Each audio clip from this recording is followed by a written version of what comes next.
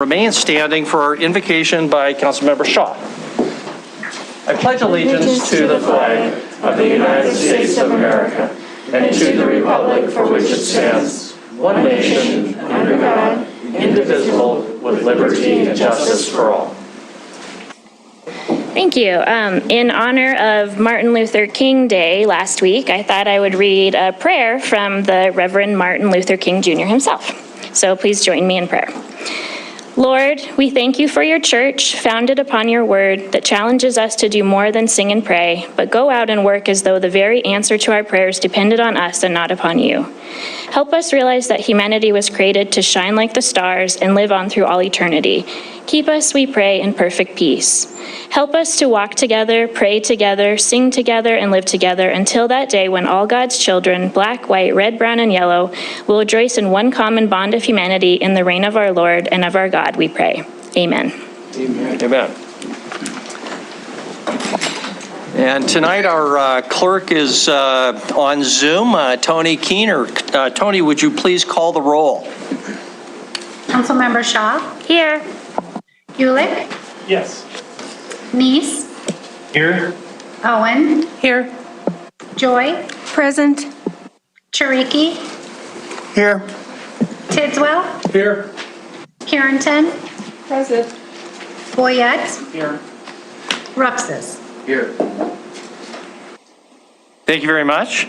Welcome, everyone. I will make a few comments, just kind of introduce a few items tonight. I'm not sure we have copies of the agenda back on the cart tonight. There are some now. And so if you want to see where items are on the agenda, feel free back there. I don't know if there's also some masks if you'd like any of those. Item number 4 is the proposed annexation and zone change north of Monad along Bell Avenue. And because there may be members of the public who are here who want to comment or hear that discussion, I just want everybody to know, and we'll have some further discussion by staff on this issue, but there's a written request to delay that until March 14th. So we'll address it presumably when we get to item number 4. The staff has advised that if that's going to be approved, that delay, that there not be a public hearing. So we won't have a public hearing and get into the substance. However, if you've come here tonight and you would like to comment and you want to wait around till the end of our meeting, right after that item 4, we do have public comment on non-agenda items. So if it's approved to be taken off the agenda, it'd be perfectly appropriate. If you really want to comment, feel free to do so. Just know that it will be coming back if that motion is approved on the 14th. You'll have another opportunity to do so, and also the application may have changed. So your comments may or may not be relevant to what comes out the other end, but I want everybody to know that. Our city administrator may have further comments on that topic as well during his report. So with that, then we'll move ahead with our agenda. First item up is approval of our minutes. We have 2 sets. The first one is December 20th, 21. I'm going to ask our city administrator when we get to the next set, January 10th, to comment because they're in a new format. So let's deal first, though, with just the December 20th, 21 minutes, which are in the traditional format. Is there discussion or a motion relating to the December 20th minutes? Councilmember Boyette?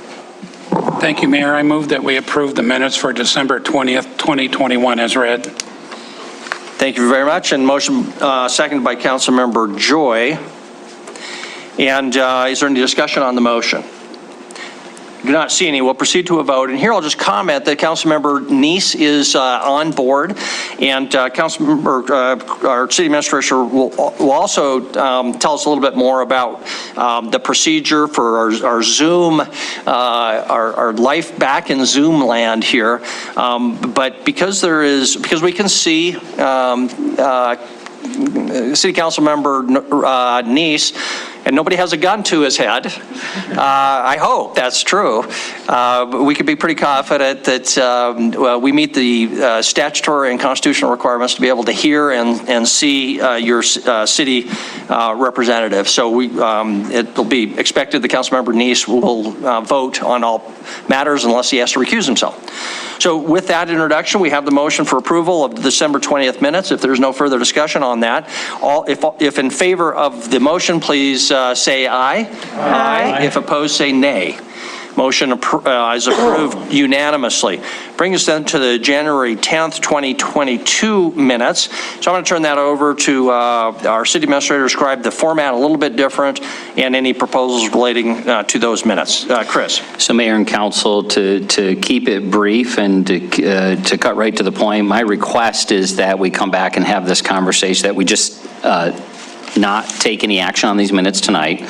Our city clerk was not available this evening. She put a fair amount of work and research and conversations with some other cities before getting to this point. So I'd like her to be a part of that dialogue so that we can have the benefit of that information. So I would just ask that the council not take action on the 10th. What we are trying to do definitely is first and foremost meet our statutory requirement on minutes, but also use technology in a way to help us from both an efficiency standpoint.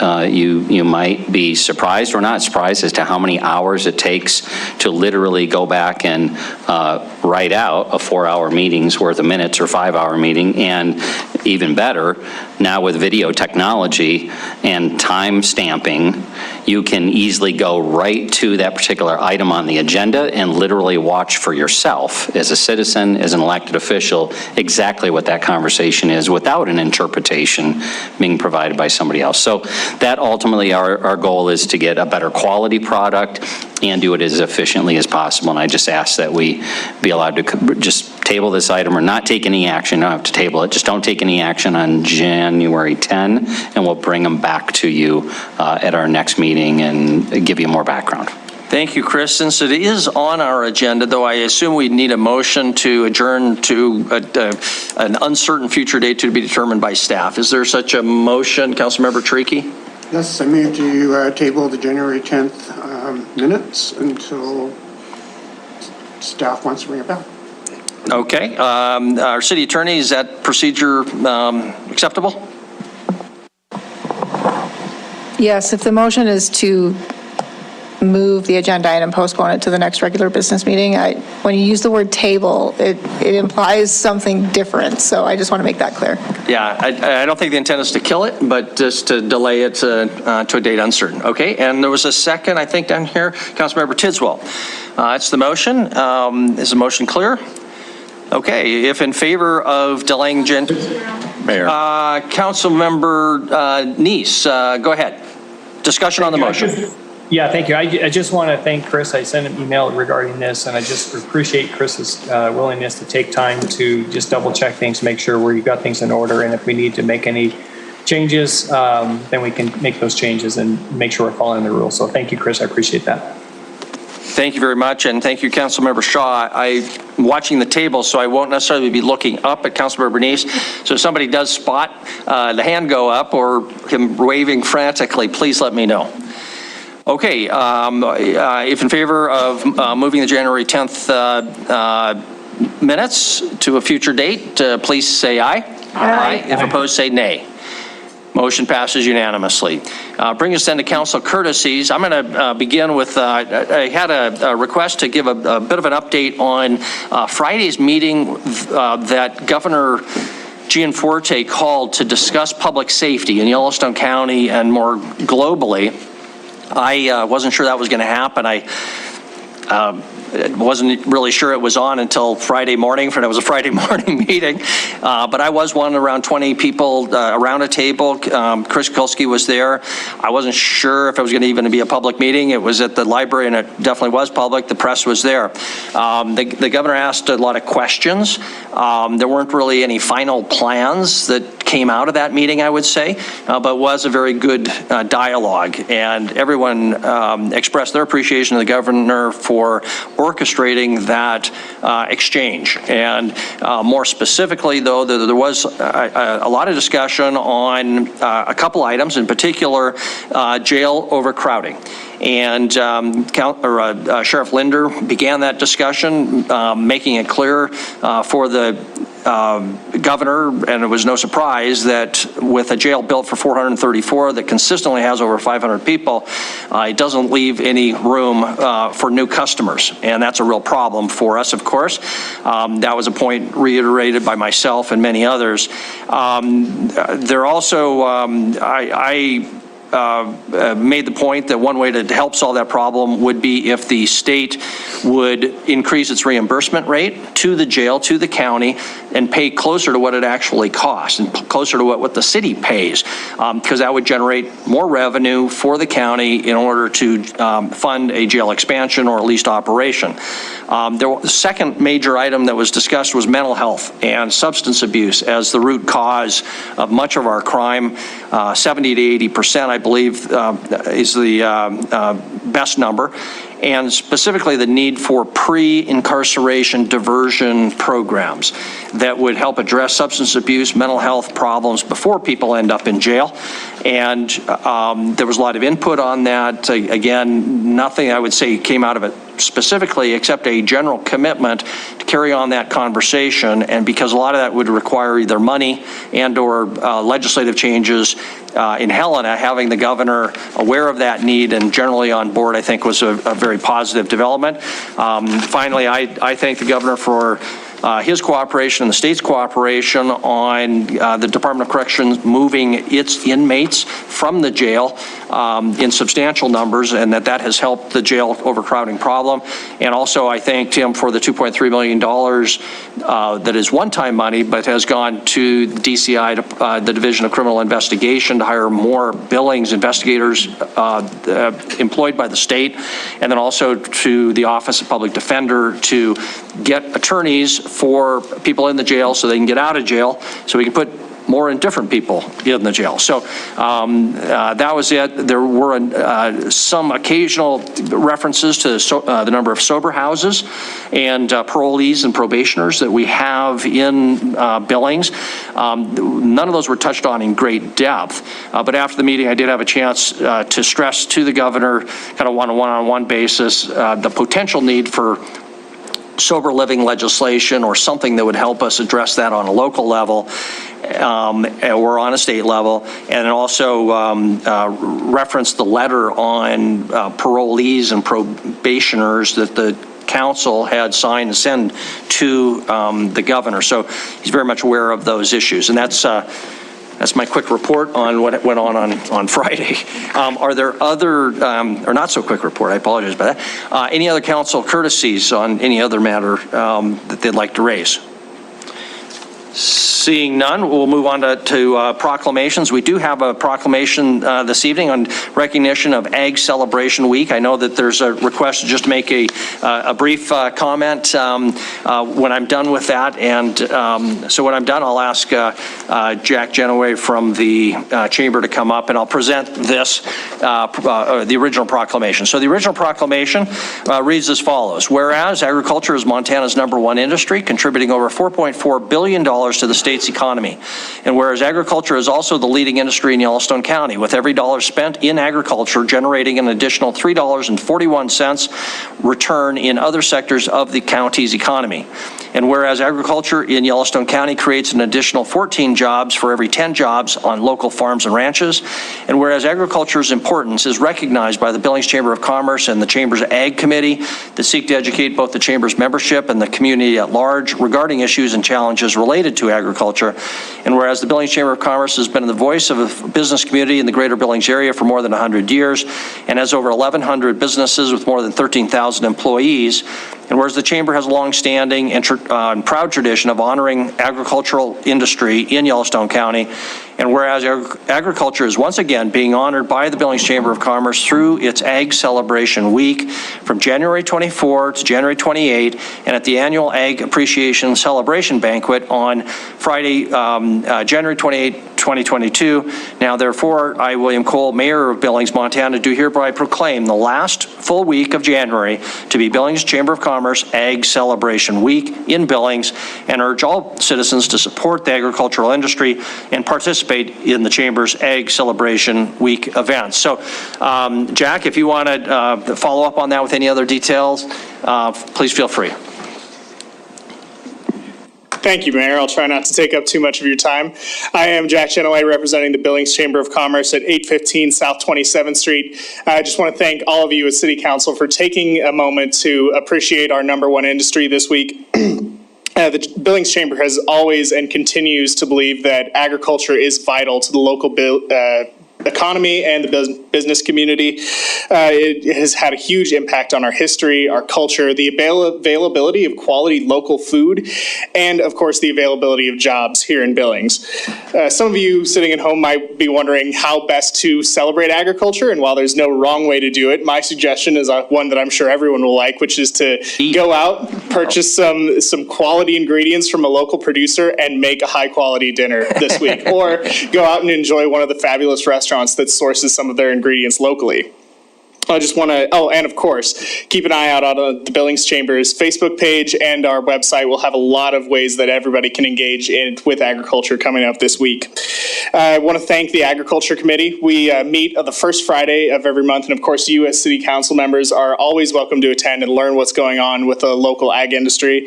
I want to thank the Chamber staff members who worked to put this together, in particular, Alyssa Volz and Kelsey Gamble, who were absolutely integral to this process. And of course, I'd like to thank our sponsors, Stockman Bank, Northwest Farm Credit Services, Eide Bailey, KGHL, and of course our title sponsor, Yellowstone Valley Electric Cooperative. We absolutely could not have done this without their support. Thank you, Jack. I know you wanted a picture, so why don't you come forward and I'll hand this to you, and if the rest of the council wants to stand in the background, then you can get a picture. Why don't you stand right up here and we'll... you want to... There you are.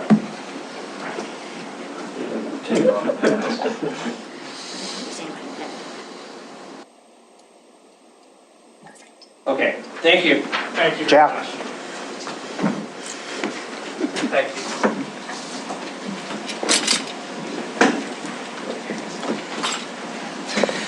Our next item is council report. So this is an opportunity if any council members have a report from any boards, commissions, or other organizations that they serve on behalf of the city council to check in. Are there any council reports? Councilmember Shaw? Thank you. Just a really quick one to let the rest of council know that the mayor, Councilmember Chiriki, former Councilmember Yakowicz, and I met last month, and we're going to continue meeting to push forward the idea of some kind of a COVID memorial plaque or something at the new city hall. So just wanted to let you know that we've started those meetings. Obviously nothing's been decided, but just so everyone's aware. Thank you very much. I'll just comment there that we've communicated to the architects involved with the still water to keep that in mind so that they're aware of that possibility. Any other council reports? Seeing none others, to our city administrator, Chris Kukulski, your report, please. Mayor and council, and I have a bit of a report here, so I'll work my way through it. So first off, just to cover a bit about tonight's meeting and COVID-19 and Omicron. So with last week's recommendation from Health Officer John Felton to minimize larger group meetings until the Omicron spike goes down, the council's direction to investigate rules for occasional remote participation by council members. Tonight's meeting is in hybrid format. So as well, how did we just flip this on the drop of a dime? The bottom line is we don't have anything prohibiting us from doing hybrid meetings. The determination from the Attorney General's office pretty clearly, and many cities, and frankly, until it ends up challenged in court, believe that the fact that you are observing Councilmember Neese, the Montana Constitution says that you will be allowed to participate as citizens and observe your elected officials kind of in action. So whereas telephone communication has not been an acceptable path because you cannot observe, video technology is acceptable. And so, in light, again, of the recommendations and our lack of a prohibition, it didn't really make a lot of sense to try to have an impact on Omicron to take the next 2 months to put rules in place. But we are working on rules and investigating what are the best recommendations for you ultimately, because what we heard from the council was you'd like to move forward in this way, but it's not the expectation that individual council members will be allowed to permanently, participate via Zoom. So we're working on that. Unfortunately, the library wasn't available tonight, which would have given us a little more space. Otherwise, we would be there. So that's why we're here in the council chambers, a little tighter. But next week, we will be at the library. Staff, in order to try to help reduce the numbers, are all presenting via Zoom. So they're also close enough by between the Miller building and this building that if we do run into technological challenges, they'll buzz upstairs here or over to City Hall. So the staff will be presenting via Zoom here, and hopefully this is can be measured in days or weeks, not months, going forward, and we'll get back to where we were. So that's first with Omicron. Second, we already covered the minutes. Thank you. Third, there is no ex parte, there are no communications in the ex parte folder, meaning no emails came in after 3 o'clock that the council wouldn't have had a chance to see, the public. And then fourth, and probably most relevant to our future discussion, has to do with the mayor's reference earlier to action item number 4 tonight, the Dorn Real Estate Development property application. And we're going to do our best on staff and ask you to help us in that regard to really focus on process. So first of all, the applicant has made a request that the application in its entirety be postponed until March 14th. So what's the process look like for that? Well, one decision would be you could literally move it up to immediately after my report, and move it up on the agenda, deal with it, and have everybody know what's happening. The fact that it's not a real extensive agenda, you may choose to just leave it at item 4. Either way, that's your call, whether you want to move it up on the agenda and grant the postponement, or leave it as item number 4. If there's no motion to move it, then obviously it'll stay as it is. Staff's recommendation is to grant the request. If the decision is to continue with the application, then we'll hold a public hearing and move forward through the normal process. Staff also recommends we keep all components of the project together. Some have questioned whether we can or should proceed with the annexation. For all practical purposes, and frankly, I think legal, we're not in that position to forcibly annex this property. So I would just keep it simple and keep the package together. It's not an area that's wholly surrounded, and it is zoned ag at this time. It covers that. If the council postpones, the mayor kind of already covered this one, sorry to duplicate, the public can comment this evening under public comment for non-agenda items. Please keep in mind that the application is still in process, still remains, so we want to be respectful there. The fact that we've got the council, the public, and the landowner all deserve to have an unbiased process of which their application is reviewed under, as well as the public is heard in the decision. Lastly here, if the council wishes, staff can further clarify the process moving forward when we get there as to what happens. if the council grants the postponement. And then lastly, it maybe seems out of place, but on a much lighter note, yeah, so two things. There's no meeting next Monday night. Is it a fifth Monday? Maybe we have a fifth Monday? Celebrate those. And then a number, on a much lighter note. So we had the deputy, I don't know the right title, for Yellowstone National Park. And at Rotary today. So I've thought in my mind, right, 3 million visitors, that's what Yellowstone broke a record, 4.7 million visitors. You need to be thinking that Yellowstone no longer hosts 3 million visitors or 3.5 million visitors. We're pushing 5 million visitors. And so, that absolutely has an impact out on us here in Billings and all the communities that surround the park. So with that, I'll turn it back to you, Mayor. Happy to answer any questions you guys have. Okay, thank you, Chris. Before we move on to public comment on non-public hearing items, I want to address number 4, or at least ask council whether it wants to address that issue up front or wait until it would be in its normal position. Fortunately, it's not a real long agenda, and hopefully we could move through items 1, 2, and 3 relatively quickly. But often when this happens, we just have a motion now to approve the delay request. If anybody's here, they can go home. It's dealt with. This one's a little unusual in that it may require some discussion about the procedure, or council may have questions of staff. I don't know how long that will go on. That's why my original inclination was to wait until we get to item number 4.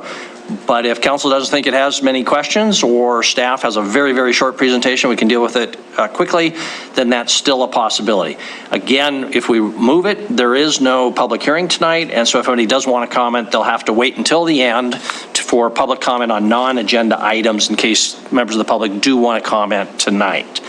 So I guess maybe I'll ask a question. Chris, you've given us the quick background, but do we know whether staff itself has a presentation and how long that would take? And I see Wyeth and Nicole are on the screen. Can I ask them to comment on that? Or sure, Wyeth, if you please feel free to share. I think our focus, as I mentioned, is really going to be on process. Yes, correct. Yeah, thank you, Mayor and Council. And Mayor, yeah, actually, we have a slide that we had ready to go for the beginning of item 4. Some of it actually you and Chris, the city administrator, have already talked about some of it, but it is process specific. So it's not, there's not a, we don't have an extensive presentation. We did also send an email to the entire council this afternoon, and some of that has been already covered and would also be covered in what we have on the slide. So very brief. But specifically regarding the delay and what that would mean through that process. Okay, thank you. So that's the situation, council. We'll proceed and not move it up unless there's a motion to the contrary. Is there any quick discussion or motions that we'd like to discuss? Councilmember Rupsis, Parrington, and Neese. Thank you, Mayor. I guess I'd really like to just respect everybody's time this evening and have the discussion on the process on whether or not we're going to have the agenda item a full hearing or just to dismiss it up front so that if we decide to grant the delay, everybody can go home and enjoy the rest of the evening and come back on the 14th. So, but I do have a question. I'd like to know what could actually be achieved by the delay. Without having to trigger a whole new, starting back from the beginning with a neighborhood meeting and a zoning commission. So I guess that's my concern about just granting the delay is what could be achieved by it. So I'm not sure if that goes now or not, but if necessary, I'd make the motion to move the consideration of the hearing now. Okay, well, those are the sorts of things that would be part of that discussion. So so that was a motion, okay. Okay, so the motion is to approve the delay to March 14th, is that correct? And to change our agenda, I'm sorry, just to change our agenda, move it up. There would be a separate discussion if that motion is approved. Yes, to change the agenda, to Thank move you very that. much. And there was a second by Councilmember Shaw. Okay, so now discussion on that motion, Councilmember Parrington. So in moving it, will Tom's questions be answered, like what will we achieve by delaying it? And in delaying it, then it's not going to have to go before the neighborhood meetings again and the zoning commission. Question. So council members, mayor and council, and please Wyeth weigh in, truthfully or accurately, it depends. So the applicant is asked for postponement. Whether the applicant ultimately decides, for whatever reason, that they're going to move forward with this application without any changes to it, then you're not going to see it have to go back through any components of the process. I would think there's some line in there, depending upon what changes, if any changes they choose to make as the applicant, that when the rules would trigger whether they're going back to square one or three, step one, step three, or back in front of you. Wyeth, could you talk about that some? Well, Chris, I'm going to say that's not quite in order, because the immediate motion is just whether to move it up. Yes, I'm sorry. Thank you. But that is the sort of thing that if we move it up, we could get into, but that might take some time. Sorry. That's the concern, or the question. So other discussion on the motion about moving it up, Councilmember Neese.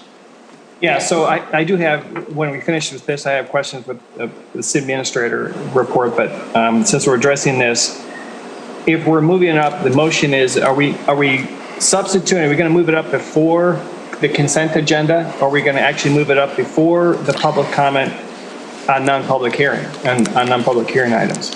Where are we moving it to?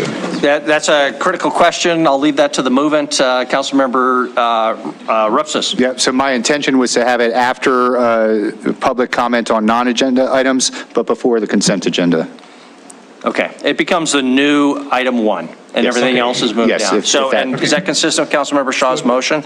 Yes, it is, she says. So would be the new location. Okay, so to follow up on that, because people can make public comment on item 4B that will now become the new 1B. Is that correct? They can still make public comment on the new 1B.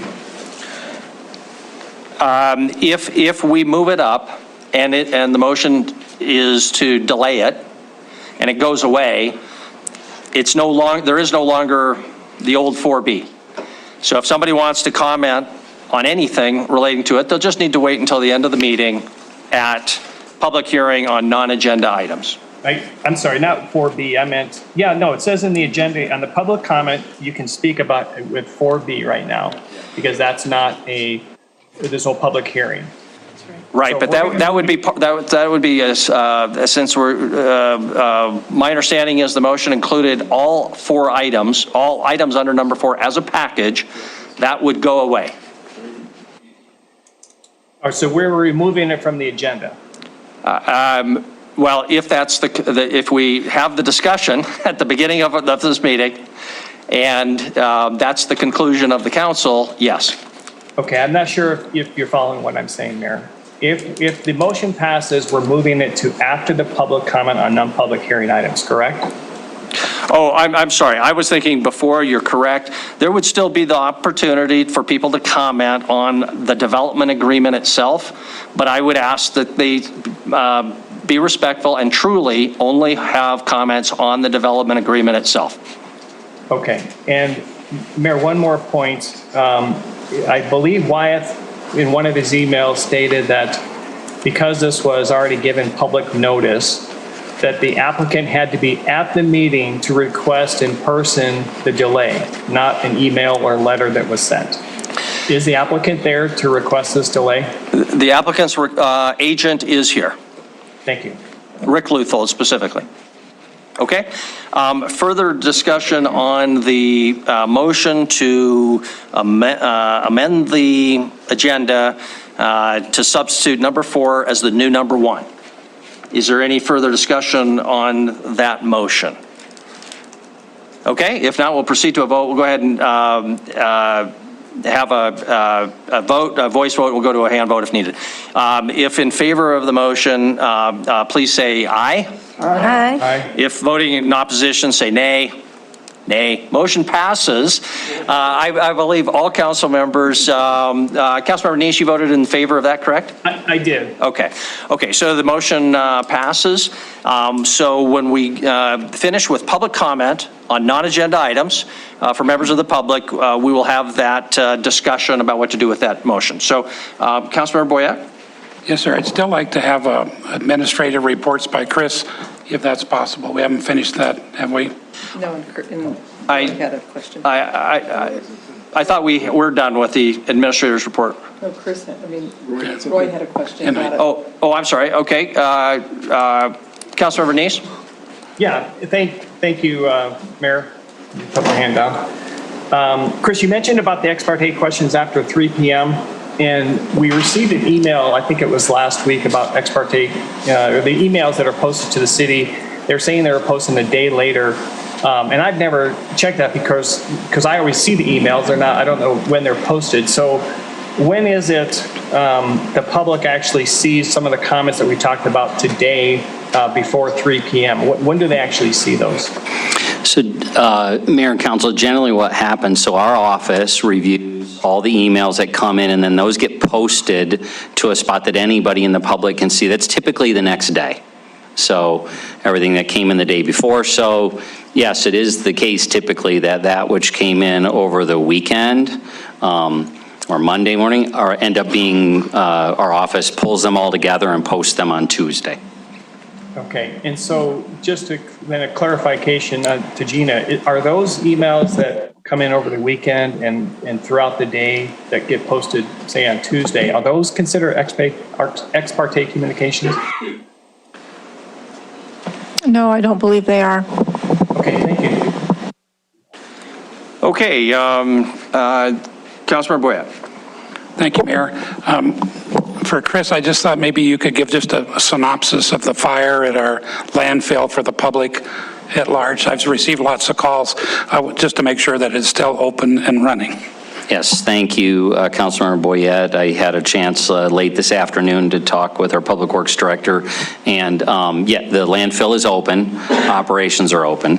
Unfortunately, we still, they're working through the process of determining, okay, the extent of the damage, are we allowed to use part of the building, most of the building, et cetera. So we are expecting in the upcoming days, hopefully no more than a week or two, to understand, are we going to be able to get back into using that interior building, which was very helpful relative to wind and problems we've had in the past. So thankfully nobody was hurt, but very unfortunate to have had the fire, but it is under investigation to determine, you know, what systems worked, what can we learn from this, and ultimately you know, insurance is doing their process as well. So the building is fully insured, and it is owned by the city. Landfill is open for operations.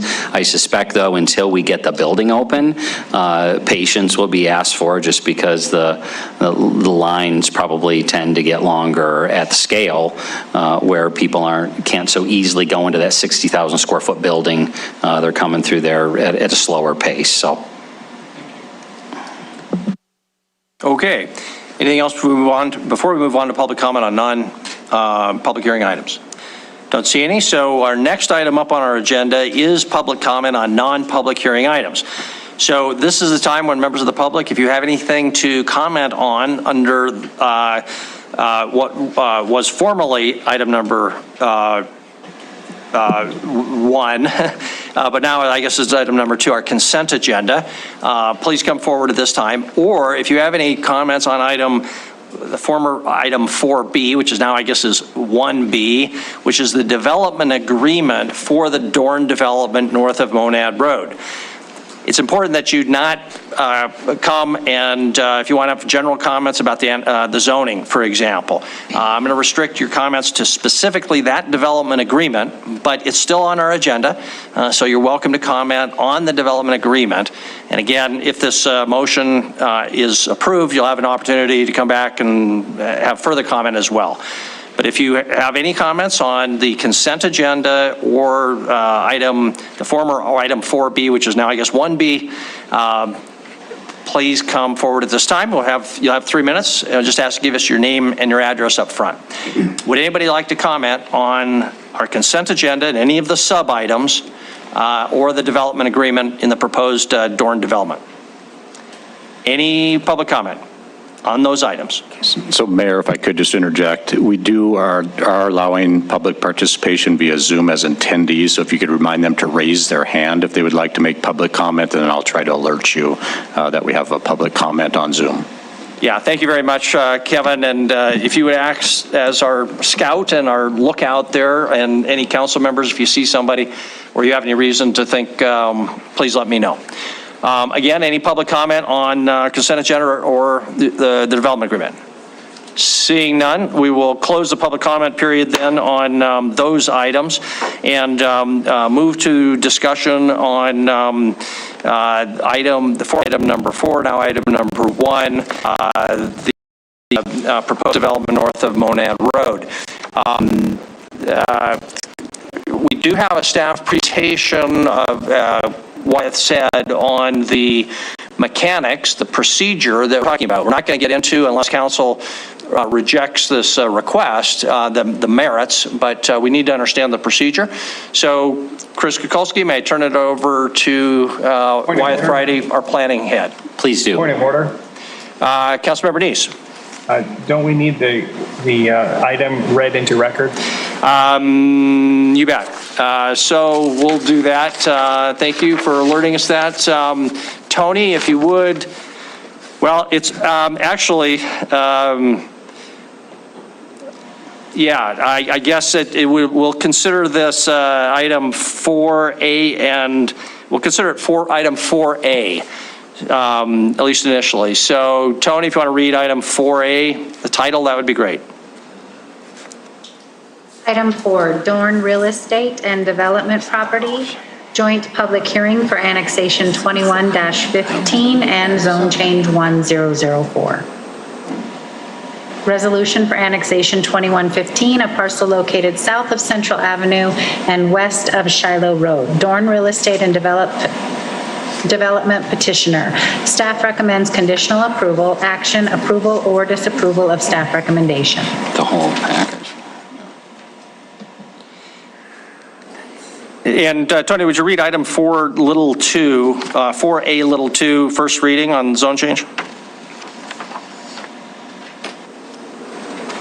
First reading ordinance for zone change 1004, a zone change for a new planned neighborhood development for 27.81 acres of land currently zoned agriculture in the county to be annexed and zoned N2, NX1, NX3, and Public 1, located south of Bell Avenue and north of Monad Road and the Bannister Drain and west of Shiloh Road.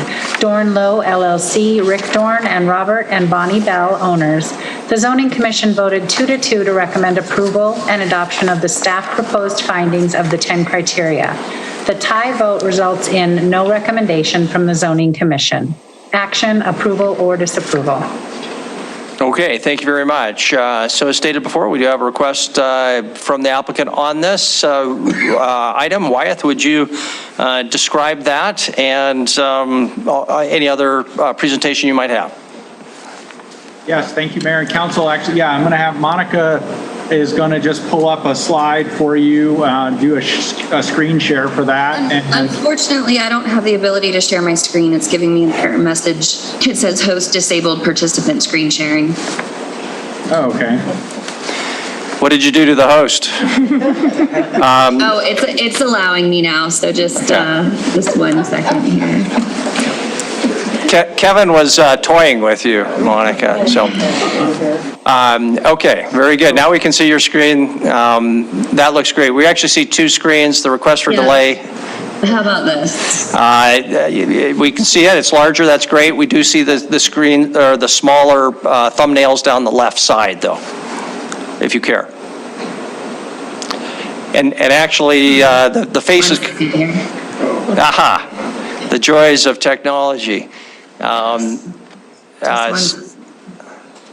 So has Monica been sent off into Zoom land?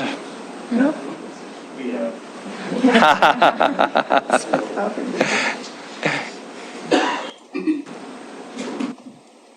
Wyeth, we still have you. Are you able to see the slide? We are, except for the Zoom quit unexpectedly slide is over the top. There you go. So we can see the slide, and I don't know whether, Wyeth, you're prepared or if you'd like to wait. No, I can, yeah, absolutely, Mayor. I can go ahead and talk to this. So, and like I said earlier, you, the council, Mayor, you, and also City Administrator Kukulski talked to some of this already. I guess the first thing to reiterate, and you've just made the motion with this entire package of items from number 4, is that the request from the applicant that was sent to you last Friday was to delay the entire package of items, the annexation, the zone change, the development agreement, ward boundary, et cetera. So it was all staying together to bring it forward. Basically, the request at this point would allow the applicant to further evaluate the comments they've received, the public comment, the zoning commission's discussions at their meeting, and then also be able to provide, time for them to discuss the project further with folks around the property in the neighborhood, et cetera. The council may accept or deny this request for delay. I will say that this historically, in these situations, the council has approved these requests to give the applicants time to evaluate and reevaluate the situation, and then come back to the council at a future date. The staff doesn't know of we don't know of a downside to this delay, and is supportive of the request. And certainly at this point, and I know there were some questions at the beginning of the meeting from a couple of council members, in terms of what this time means, it's really just gives that applicant some time to reevaluate and potentially have further discussions at this point. So when they come back if they were to come back on the 14th, currently we'd be talking about the same application, the same information basically that you've heard and you've seen so far through the process, unless they were looking at a more significant change, and then we would be looking at potentially a change in the process. So basically by approving that, you're saying, okay, we're going to take this entire item and its elements and move it to March 14th, and then at that meeting would conduct the action items, the public hearings, et cetera, just like you would have this evening. So if you deny the request for the delay, then basically we're right back to the items tonight, and we would be commencing with the annexation, the joint annexation and zone change public hearing, and moving into the items. If the delay is granted and the applicant decides that they're really looking at major modifications to the zone change application, specifically in this regard, or other elements of the applications, but really specifically with zoning, then that potentially then brings them to a situation where they would have to go back and start the process over again, as if they were bringing a new application forward. If we see modifications, different zoning districts, different locations, things are being rearranged, then it's no longer the application that was submitted, advertised, went to the zoning commission, and came to you. So that would be the outcome there. But that might be something that's not determined until the applicant, is coming back at the March 14th meeting, and then that might be determined, right before that meeting. So just to understand that. Again, the request is for the delay for this whole item, and staff, we did send an email out to council. The mayor and a couple council members had some questions over the weekend, and this afternoon we sent an email that talks about this, what I've just discussed and what you've already discussed, and then also goes into more detail in some areas regarding different scenarios for the council, depending on what action beyond delay that you might take. So with that, I'd be happy to answer any questions. And we do have our zoning coordinator and planning division manager also on the Zoom tonight. Okay, thank you, Wyeth. I don't see Laura and Nicole, but I assume we can get them on if needed, and Kevin is nodding his head. So, council, we will need to, in a minute, ask the representative of the developer to make an in-person request, I guess, for this. Rick, why don't you stay put there? We'll have you come up in a minute, but don't let me forget that. But in the meantime, are there questions for Wyeth before we ask Rick whether to make that in-person request. Councilmember Purington and Councilmember Boyette. And Councilmember Neese.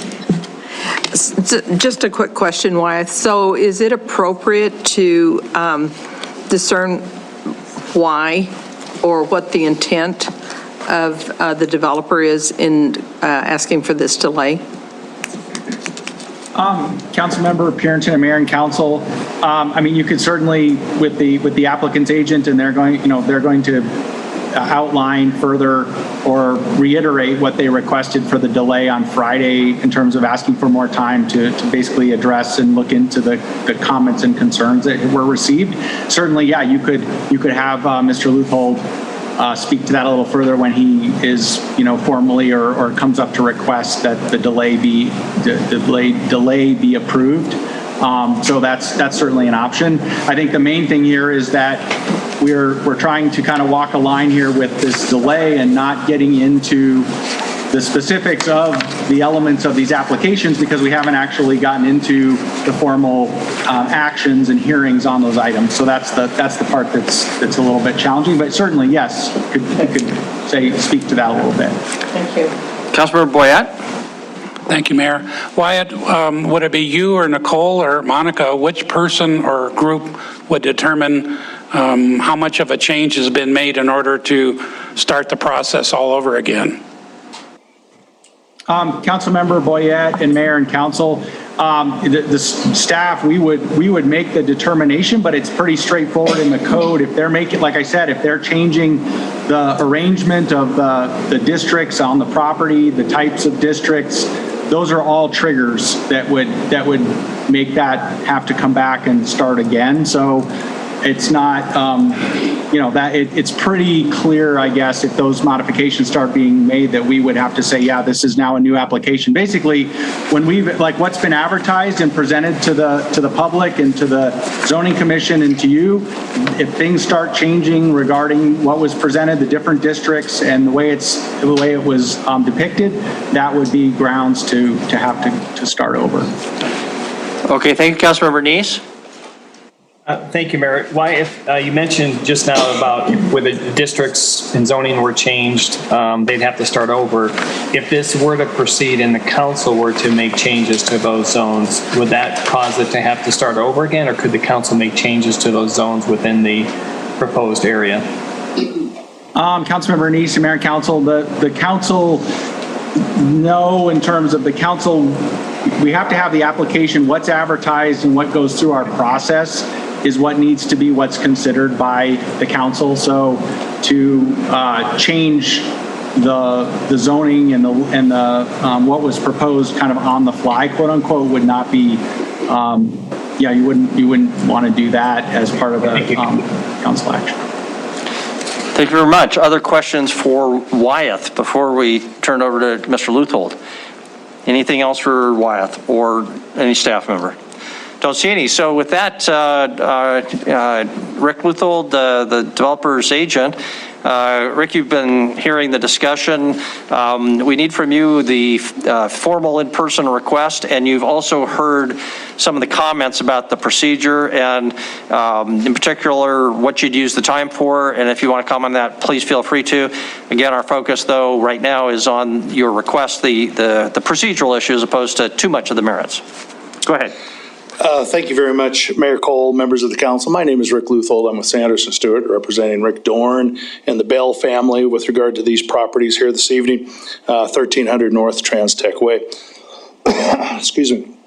And I am here on behalf of the client, the developers, the owners, making a specific request for delay on the project with regard to the proposal that's in front of you this evening, and to answer a couple of questions that were brought up with regard to the reasons why.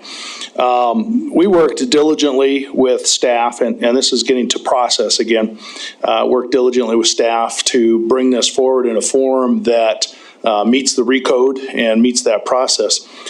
Submitted that. We had a neighborhood meeting, submitted that then for zoning commission hearing. And again, a lot of neighbor input at that point in time. That was just January 4th. So that was just a couple weeks ago. And taking that into account and talking with the developer, We've continued to look at how we might be able to address those items without a substantial change to the overall project. Recognize that if we do have a substantial change, we will have to go back through the process and that kind of thing. But we'd like time to further analyze that, further talk with the neighbors. I've spoken with, there's an individual or two who are specific leaders in the neighborhood with regard to dialogue, that kind of thing.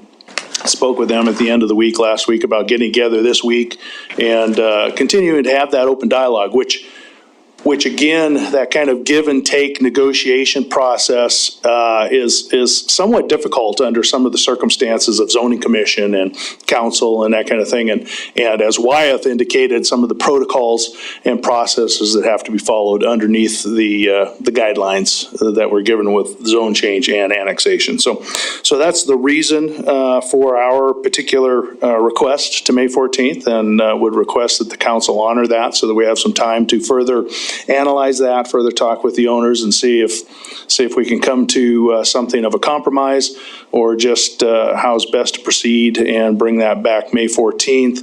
I would offer one item, and Wyeth, you can jump in if I'm misstating this, but with regard to Councilmember Neese's comments about changes in the land use and that kind of thing, probably not specific direction and changes in the land use, but as was pointed out, one of the parts of this is a development agreement that goes with the annexation. And of course, we've all understood and discussed that as the development agreement goes forward, that certainly is a place and position during the annexation that we can talk about some further specifics that could be enacted by the council with regard to this project as it goes forward. If that's correct, Wyeth, please confirm, but that's obviously been my history and experience with that as far as the process in front of us here this evening. Be happy to answer any other questions.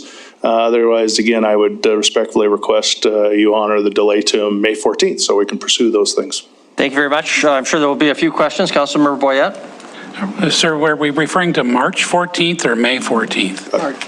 March. Did I misspeak? May Sorry. several times. March 14th. Thank you. March 14th. Yes, correct. Councilmember Purington? And I just wanted to say that I appreciate the efforts on the developer's part, because sometimes these land use processes are very difficult. And so I appreciate the neighbors being here and you being here, and I hope that it becomes a win-win for everybody. So thank you. Thank you. I appreciate that. And Councilmember Purington, you brought up one other thing I failed to mention. Excuse me, Mayor Cole. But with regard to the request this evening, and part of the process that's occurring is that when I did speak with some of the homeowners on Friday, I did indicate that we were asking for a delay here this evening. So if we did go forward with the formal public hearing, I'd be concerned. I know there are members here this evening, but obviously some have been alerted to the fact that there was a chance of this being postponed. So again, I'm conscious of wanting to make sure everybody has an ability to speak when that time comes forward. Thank you. Thank you. Other questions for Rick? Any other questions for Rick? Councilmember Ripsis? I wonder if, will the public have an opportunity to comment on whether or not we should approve the delay before or after we have a motion to accept the delay? No. There's no public comment on this particular motion? That's correct. Okay, thanks. Any other questions for Rick? Don't see any. Okay, thank you very much. Thank you very much. Okay, Council, you've had your staff presentation, a little information from Rick, formal request. Is there a motion relating to the delay? Councilmember Repsis? Yeah, I move that we accept the proposed delay until March 14th and hear it at that date. Second by Councilmember Boyette. Okay, discussion on the motion. Is there any discussion on the motion? Councilmember Neese. Thank you, Mayor. Wyeth, do I understand correctly that the zoning can't be changed from what it is now until the next time we see it on March 14th? Am I understanding that correctly? Councilmember Neese and Mayor and Council, under the current process with this application, and how it's going forward, correct, yeah, so that wouldn't be, there's not a, yeah, that's the answer. Okay, and so, boy, I'm, okay, thank you, Wyatt.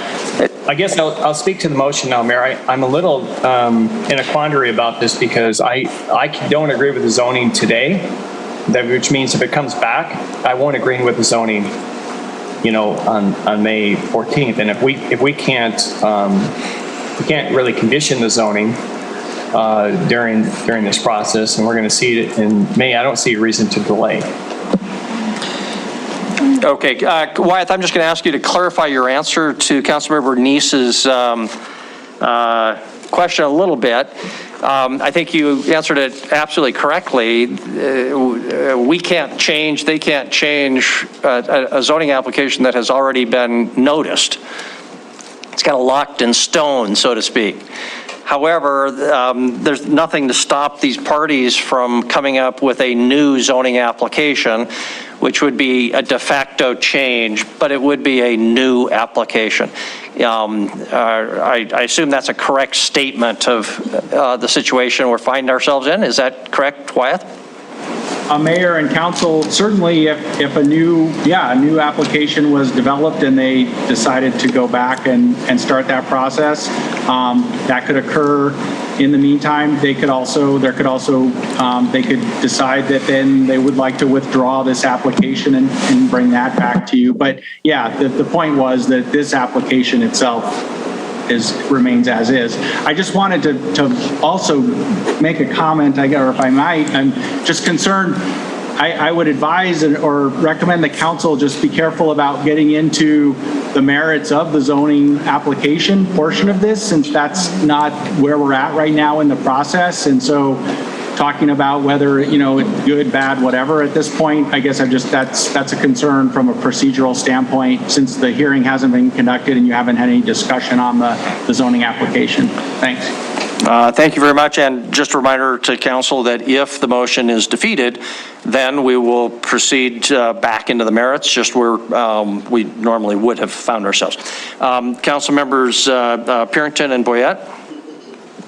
Also, Wyeth, just to verify, it will come back on March the 14th if nothing's changed, nothing substantial has changed. If they make any sort of different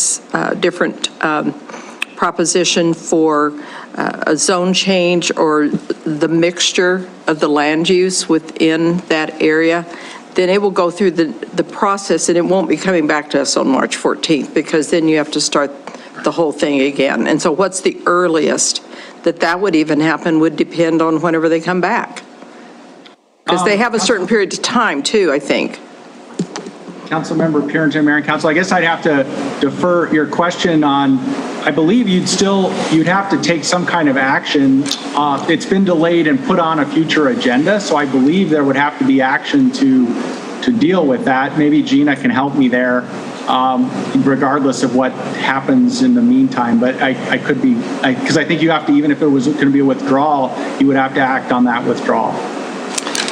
But Wyeth, would you comment? Let's assume we get over that little procedural question.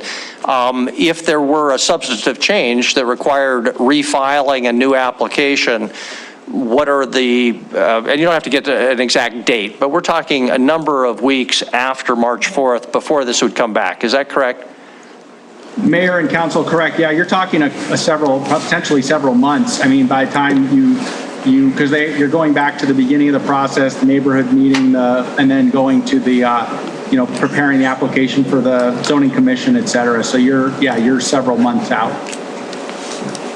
Okay, thank you. And Gina, I don't know if you want to comment about, we don't have to, maybe it's too hypothetical, but if we put it on the March 14th deadline or the March 14th agenda, and it's been withdrawn because there's a new application, I assume that's a fairly simple process, but is that something we're going to have to take some action on at that point? If you know. Yeah, well, I guess I need to clarify the question. Of course, you'll have to take action on March 14th if this comes back. If the matter were withdrawn, the applicant would have to make a written request. I believe it's 24 hours prior to the hearing. I'd have to double check the code on that, but there would need to be a written request prior to the hearing, the public hearing, which would be scheduled March 14th. Okay. Thank you very much. So, council, just a reminder, we have a motion on the floor to approve the delay to March 14th. Further discussion, Councilmember Boyette. Thank you, Mayor. I was on the zoning commission for over 10 years, and it's very, very common for an applicant to request a delay. So this is not something unusual. You wouldn't hold that against a person for asking for this delay. That's a normal procedure. Thank you. Thank you. Anything else before we go back to Councilmember Neese?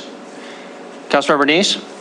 Yeah, I'll support this motion. I think this is really the best opportunity for the neighbors and the developer to go back and take a look at this. And if there is an opportunity, they may have to go redo it. But I think I will support this delay. Thank you. Thank you very much. Further discussion on the motion?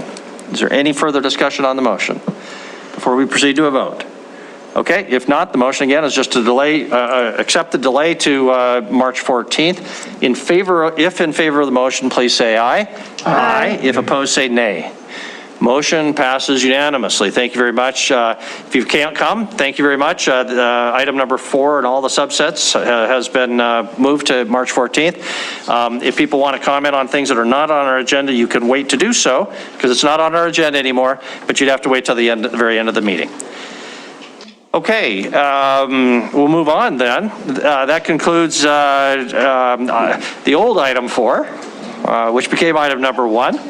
And we'll move on to our consent agenda. And first I'll ask for some separations. Are there some separations? Council members Shaw and Joy and Gulick. Thank you. I'd like to separate item G, 1G. Item 1B, grant application. G. Oh, 1G, G as in George. yeah. Okay, so the move to Tuesday nights. Councilmember Gulick. Yes, thank you, Mayor. I need to recuse myself or separate item number 1D. I will need to recuse myself.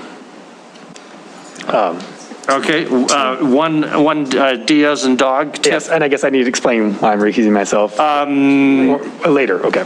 Yeah. Okay. So for this point, duly noted. Councilmember Joy, did you have something? Yes, I will be abstaining from the vote on 2I2, if it's now referred to as 2, or maybe 1, sorry. Bills of the week. Okay, bills of the week, December 28th, 2021. Any other, Councilmember Purington? Yes, I'd like to separate 2B, and I guess the other two are involved. No? Okay, 2B, grant application regarding the Montana State Historic Preservation Office. Okay, any other separations? Councilmember Ripsis? Actually, if it's appropriate, we had a conversation about a possible change to the ordinance code related to the timbers. And if you don't want to get the annexation and the zone change out of sync, do we need to separate that because of potentially something else that might happen later? So is one piece of it on consent. Sorry, I guess it's a question for staff just on whether or not we need to separate something just procedurally. Annexation. So that'd be item 2H, second reading ordinance on expanding Ward 1. Yes.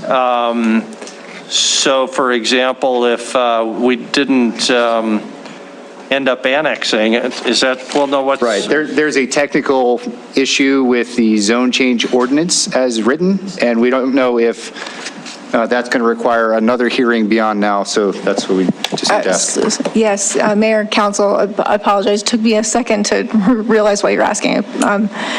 But yes, I did confer with the planning, with Wyeth and Nicole regarding the changes that would need to be made to that ordinance, and it was all noticed up properly, so it would not be a substantive substantive change at this point, so it would not require a third reading, so it should be fine to leave everything as is. So when we get to that Yeah, point, so- we just need to make sure that the motion addresses the change to the ordinance language, but then everything else is fine.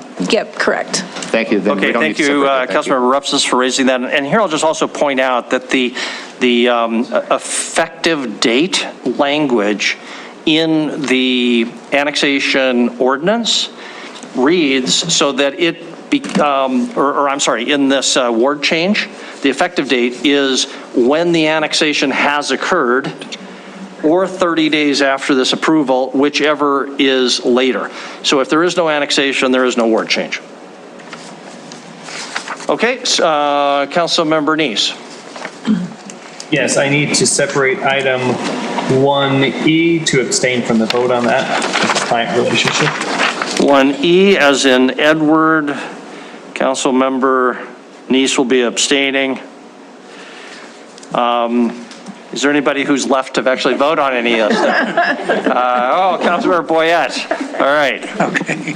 He has nothing to do with anything, so he can vote on it whatever he I wants. used my ink all up, but Okay. Mayor, I'd like to approve the consent agenda items minus number E, 2E, 2B, 2D, 2G, 2I2. Yes. Okay. The motion is to approve the non-separated items. Councilmember Shaw. Is there any discussion now on the motion? Mayor? Councilmember Neese. Wasn't there supposed to be a comment made about some correction in H? Did I misunderstand that? We concluded that item 2H is okay, but there will be discussion when we get to the underlying annexation for the timbers, the second reading. I see, item and that 3. comes up later, the former 3 that's now whatever it is. 4, I guess. Okay, Yeah. thank you. Okay, so again, the motion is for approval of the non-separated items. If in favor of that motion, please say aye. Aye. If opposed, say nay. Motion passes unanimously. Come to the first separated item, is item 2B, grant application request, Montana Historical Preservation Office.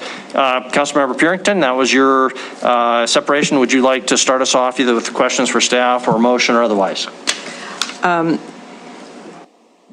I had some questions for staff, and Laura Maddox answered those to me, but from what I could see on that that staff memo and trying to go back and research would have been done, and they haven't been meeting from what I can see.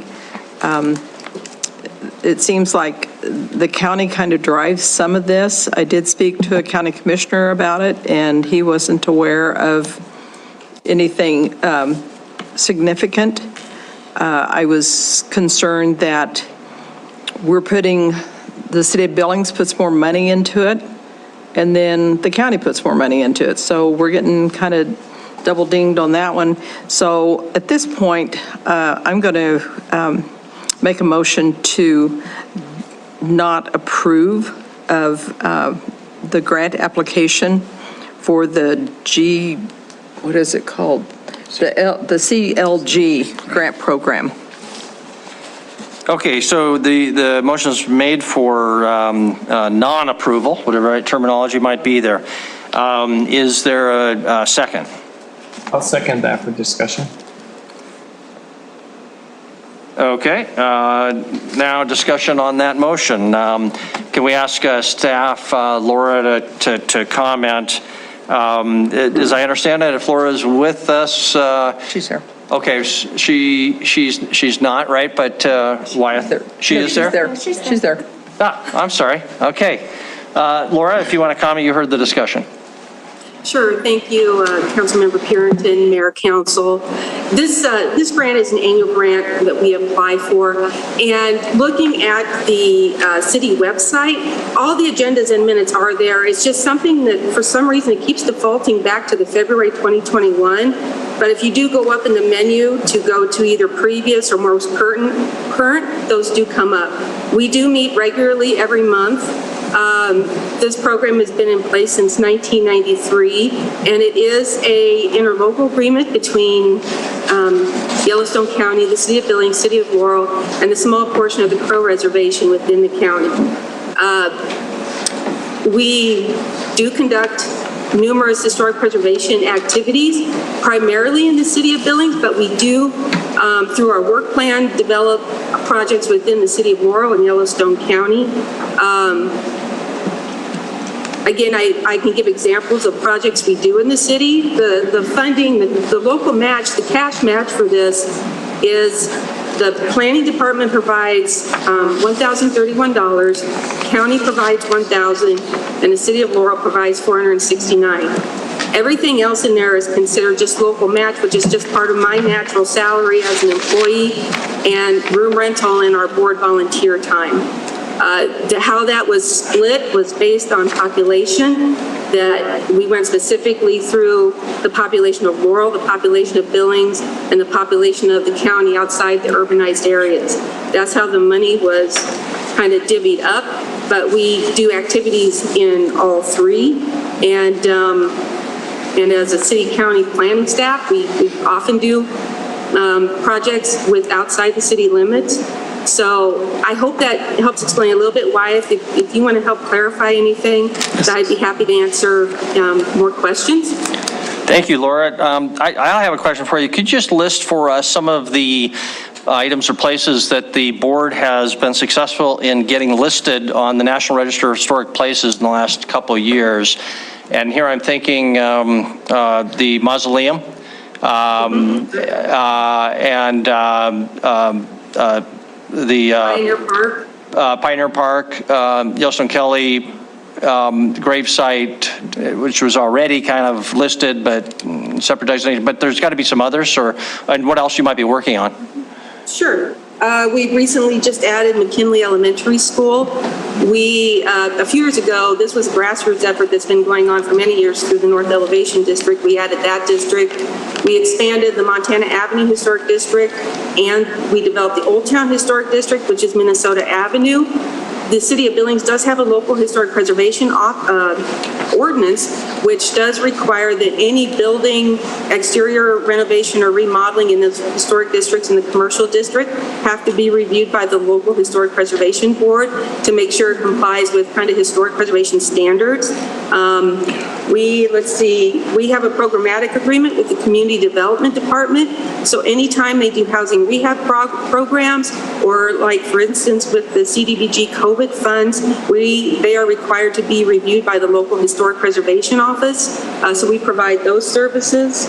We developed about 10 or 12 years ago, we were the first community in the state that developed an electronic walking tour for the downtown. And we just started the process of updating that to more modern technology. Every year we hold an annual roundtable where we present historic preservation awards either to a person or to a project. This last year we presented the Historic Preservation Award to the Moss Mansion for the renovations they did at the Moss. Plus we did an honorable mention to the Alberta Bear Theater, and we presented the Eugene Carroll Award to Dr. Tom Russ from MSU Billings. He's a history teacher there. We do educational trunks for elementary schools. We do research for residents on their properties. We looked at archiving to help with assistance with archiving of our local documents. We do bricks to boards projects with middle school kids where we give them disposable cameras and we send them out to look around their community and identify historic features that they think are unique. We also review cell towers that possibly could impact historic and cultural resources. So those are just kind of some of the things that the board undertakes. Okay, thank you very much, Laura. Councilmember Nish, you've got your hand up. Thank you, Mayor.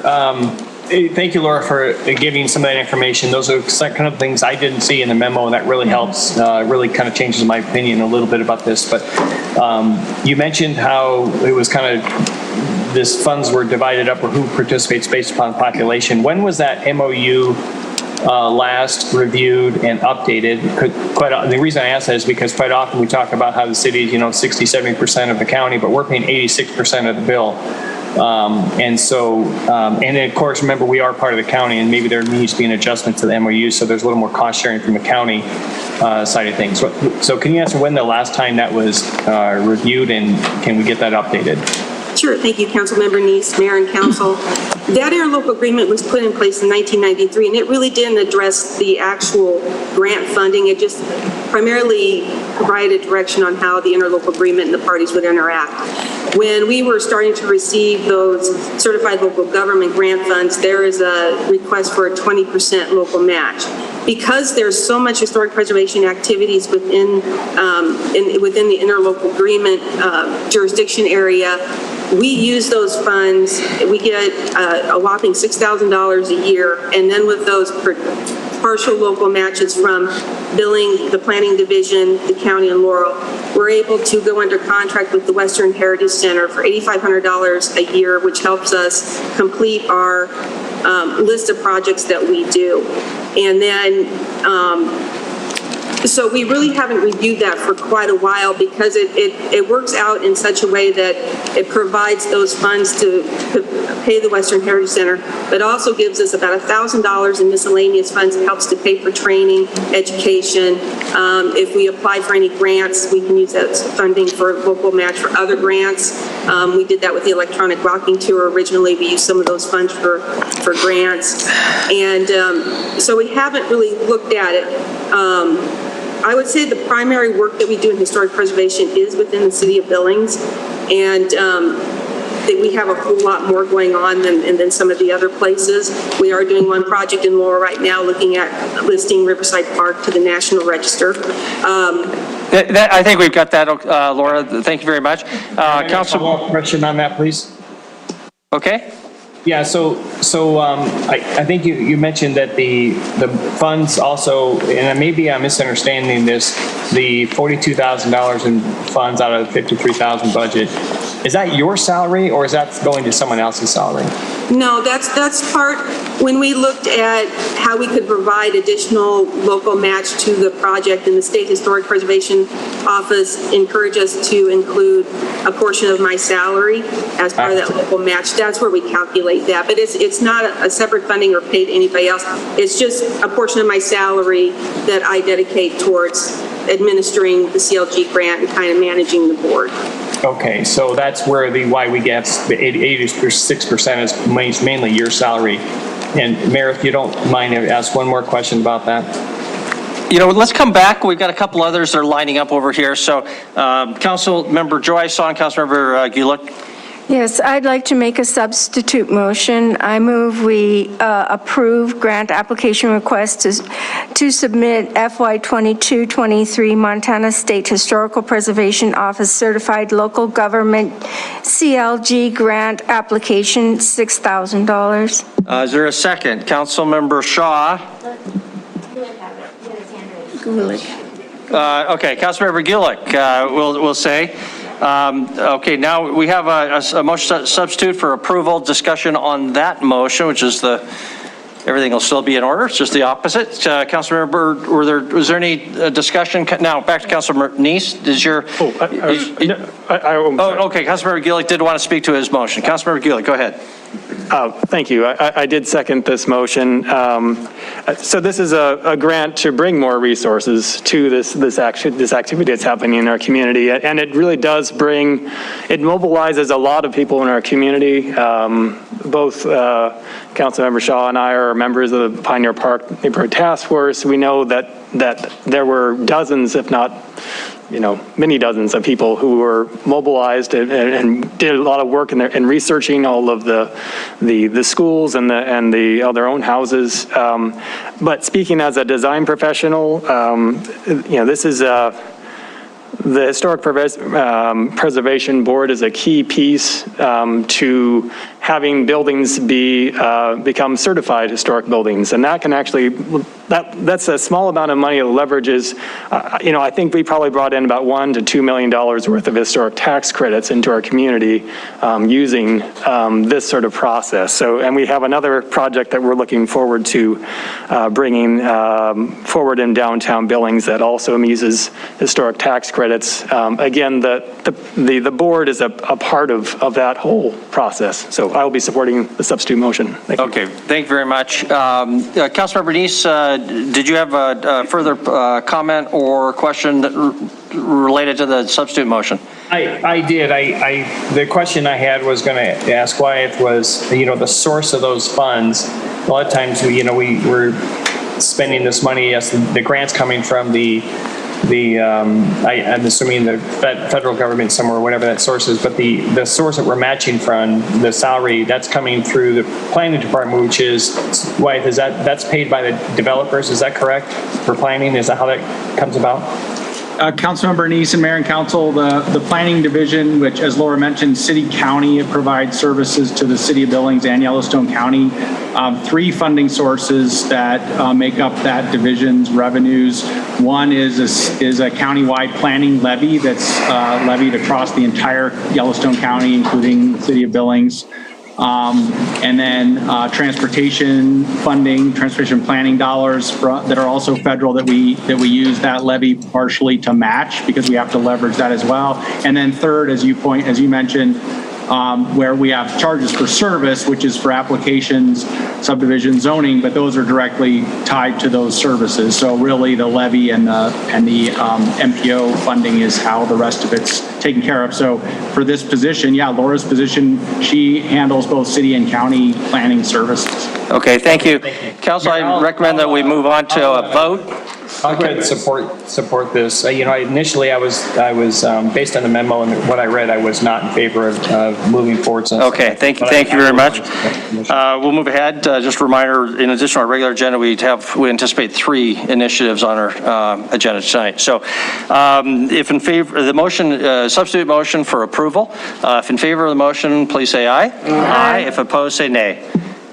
Motion passes unanimously. First, or our next item is item 2D, as in dog. Councilmember Ripsis, you'll be recusing yourself, or I'm sorry, Councilmember Gulick will be recusing himself. Our ordinance does require at least a brief description of why that is. So, Councilmember Gulick. And this is I am a partner in High Plains Architects. We are the architect on this project, that will also be seeking historic tax credits. Thank you very much. Councilmember Shaw? Thank you. I move to approve item 2D, the extension to execute the TIF Assistance Development Agreement with Hastings Holdings, LLC, the Burger Dive. Councilmember Boyette, second. Discussion. Motion is for approval, item 1, or 2, I guess, D, as in dog. Any discussion? If in favor of the motion, please say aye. Aye. If opposed, nay. Motion passes unanimously. Next one, item 1E, Councilmember Neese will be abstaining himself. Councilmember Neese, can you just briefly tell us the basis for your abstention? Yes, the Montana Rescue Mission is one of my clients. Thank you very much. Discussion on or motion? Councilmember Boyette. Thank you, Mayor. I move that we approve number 2E of consent agenda. Thank you. Is there a second? Councilmember Triki.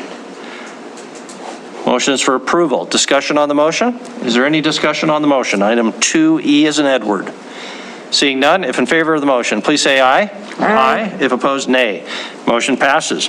Next item, item 1G as in George. What's the military for G? Golf. Is it really? 2 golf. Then Councilmember Shaw, that was your separation. Would you like to start us off? Yep, I would. So I separated this. I still think this is a really good idea, the switch to Tuesdays, but I know there's been some back and forth on the emails, and the task forces are, I think, feeling a little nervous about getting their time switched quickly enough. So instead of the proposed April 1st start date, I would like to make a motion for approval, but with a May 1st start date. And I think our scheduled budget sessions can stay stay as they are because we are going to end up meeting 2 days a week those weeks anyway. So that's my motion. Okay, so the motion is to delay the start date of March 1st. Is there a second for the motion? Councilmember Chiriky. It's to delay it until May 1st. The discussion, not the implementation.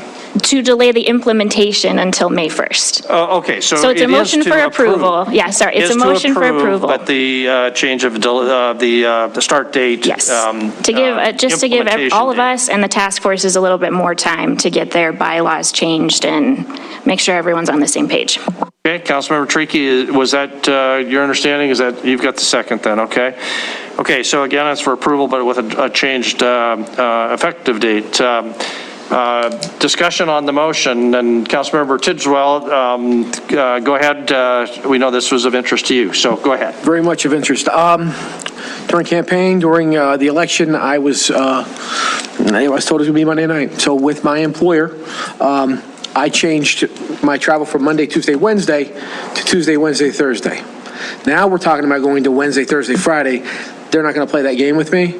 I don't have an opportunity to go against my employer here. Doesn't mean I love my city any less because I travel more.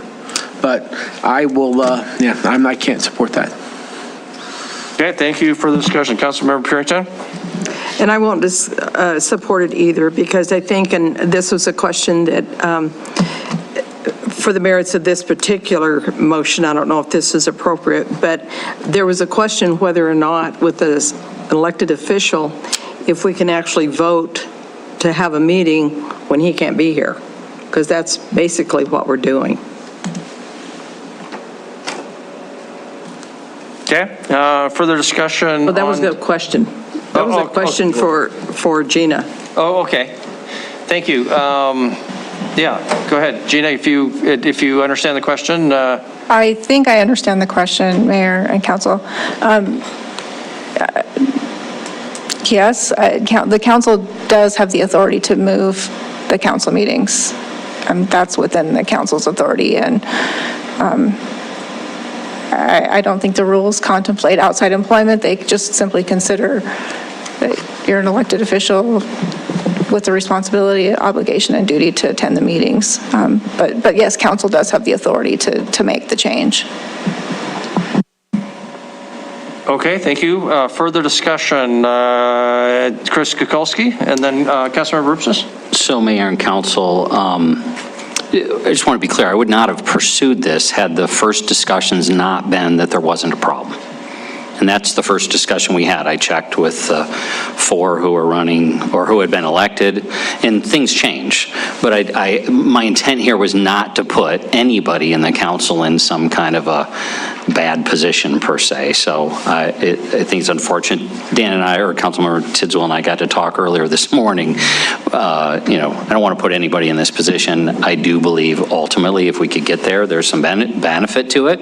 I did some homework in talking with other community organizations to find out what kind of conflicts we're having, and bottom line is I didn't get anything scientific. What I got, generally speaking, from schools, churches, and others is that the difference between Tuesdays and Mondays is not significant. But again, I would not have pursued this discussion had I known that it was going to be an outright conflict for one of the 11 of you. So. Thank you very much. Councilmember Rupsis, I recognize you. Yeah, it's just real quickly. Councilmember Tiswell, I'm very sympathetic to your personal challenges here, but I do want to recognize that I believe Chris was very upfront and very respectful and thoughtful, asking all 4 of us if we had any issues, because we did just go through a campaign with this, and this was well before he put it on the consent or put it on the agenda at all to be considered, and none of us responded that we had any issues at all. I know things change, but I just wanted to appreciate the effort that Administrator Kukulski put out there to make sure before he even brought it forward that we didn't have issues. So I'm going to continue to support it because we did give him that direction early on.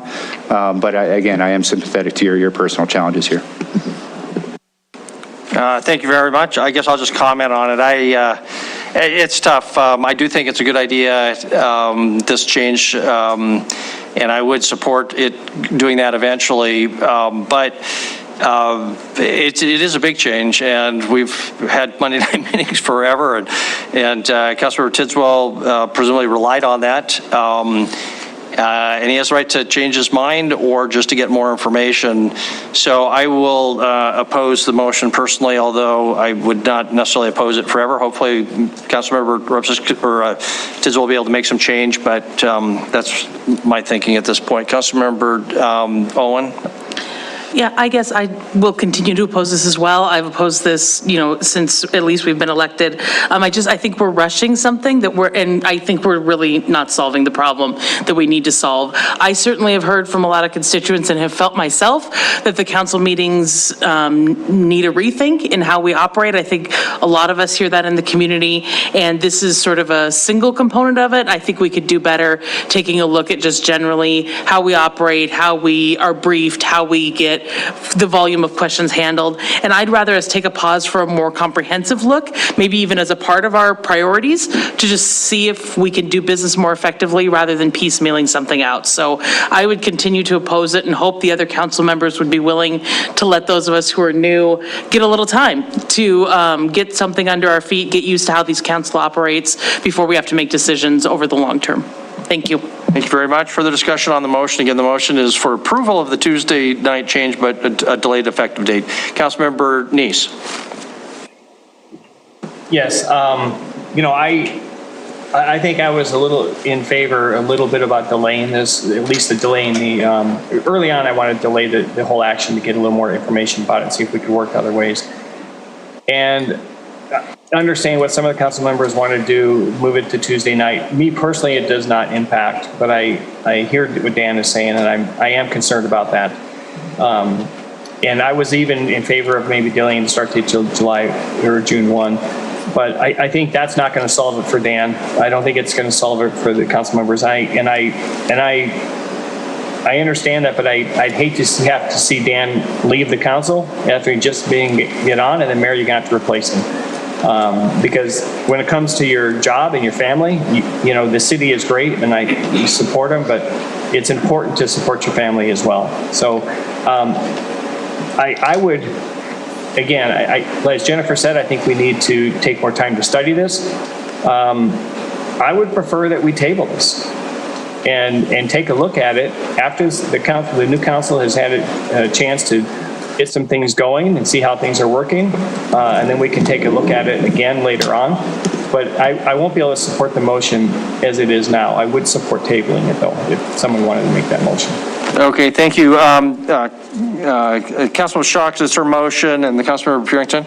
Thank you. I just wanted to respond to a few things. I would be a lot more nervous about Council Tidswell's situation if we hadn't just given the indication that we are open to hybrid options. So I think if we slammed the door shut on that to me would be a very different conversation, because we open the door to that. I think I'm saying if you're traveling, okay, great, but that to me would be a conversation that we carve that out as an exception for you, and maybe you have to do that more often than the rest of us do. Totally fine with that, personally. So to me, I think I can kind of get over that one if that would work for you. The other thing I just wanted to say is that change is never easy. I know there's been meetings on Mondays forever, and to the new council members, I understand it feels like maybe this is suddenly being sprung upon you, but I think from my perspective, we're going to be right back here in another 2 years with maybe 5 new people who are saying the same thing. So when does the change happen? To me, it makes sense to do it at the beginning of a cycle, which is where we're at now, which is why I support this sooner rather than later. So that's my pitch to move ahead with it tonight. Thank you. Thank you very much. Councilmember Purington, I think, and then Councilmember Tidswell? If you don't mind, go ahead and let Councilmember Tidswell, and then I'll... Sure. My only concern is that oftentimes I'm in a different time zone, and that could be that could take effect as well. So I agree with you on the I agree with you possibly on Tuesday night, but I agree with what you're saying there. Unfortunately, I'm not in control. My employer is. So just wanted to say that. Thank you. Thank you very much, Councilmember Purington. I'd like to make a substitute motion to table this agenda item. Let's define the word Table means to put it to rest. So not to approve it, I mean, Gina, table has a certain, okay, the substitute motion would be to just reject on second reading. Is it truly to table, or is it just to reject on second reading? And there is a distinction there, I believe. Gina, can you clarify? Generally, the intent when you table something is to kill it, but it can be brought back from the table. I don't have all the specifics of that process right in front of me. But generally, that motion is made to kill an item. So it seems that it might be just as appropriate to take the vote. Okay, and the that's item really what I was without that getting at. substitute. Is there any substantive difference between using terminology to table this and to just a substitute motion to deny on second reading item 1G? Is there any difference that we need to worry about? I think there is a difference because there is a procedure, again, which I'm not familiar of the specifics, to remove something from the table to bring it back. But generally that doesn't happen. So I think that there is a substantive difference between those two motions as you've just stated them. And do you have a recommendation under the circumstances for one or the other, since the immediate effect is apparently the same? Well, and Kendra's motion is basically to delay the implementation. But it is to approve the move. With approve, okay. Right. This is not. And motions are generally better if they are stated in the affirmative. It's just clearer for the record. So with that, I would say I don't think that the substitute motion, if the intent is to reject it, as you've stated those two separate motions differently, if the intent is to just kill it, I think you can take the vote on the motion as Councilmember Shaw stated it. But if Councilmember Purington would like to make the substitute motion to table it, I do think that's substantively different. How you bring it back from the table, again, I'd have to consult with Robert's rules because I don't have that in front of me, but I think that there is a way to do that. It just generally does not occur. What it is, I don't know what the rules are. Okay. So I don't know that. So we don't know what we don't know what the distinction is, the substantive, impact of that. Both would have the result of killing it for now. This item could be brought back. It's not a permanent death sentence, put it that way. Absolutely. So, Councilmember Purington. So I'll go ahead and let Kendra's motion ride. But I think the biggest point that I wanted to make, and just all this was what my point was, is that Dan is an elected official. So you kind of I would think you would have to handle that differently. Yes, I understand council has the ability, the authority to change meeting dates and all of that, but I don't think that we have the authority to take his office away from him, even if it's whether it's due to illness or he hadn't been here enough. Well, that's not a good example, but because of his employment. And so that's where that's where I do have an issue with it, because I think that's what you're doing. In essence, is if you vote to do this where we change from Monday to Tuesday, then it's getting to be an issue of, can he continue to serve? And, I don't know, maybe we'll let the voters. Okay, Councilmember Purington, thank you for speaking to the merits. My only, and I don't want to mislead you or I was not saying the choices between you're making a motion and not making a motion.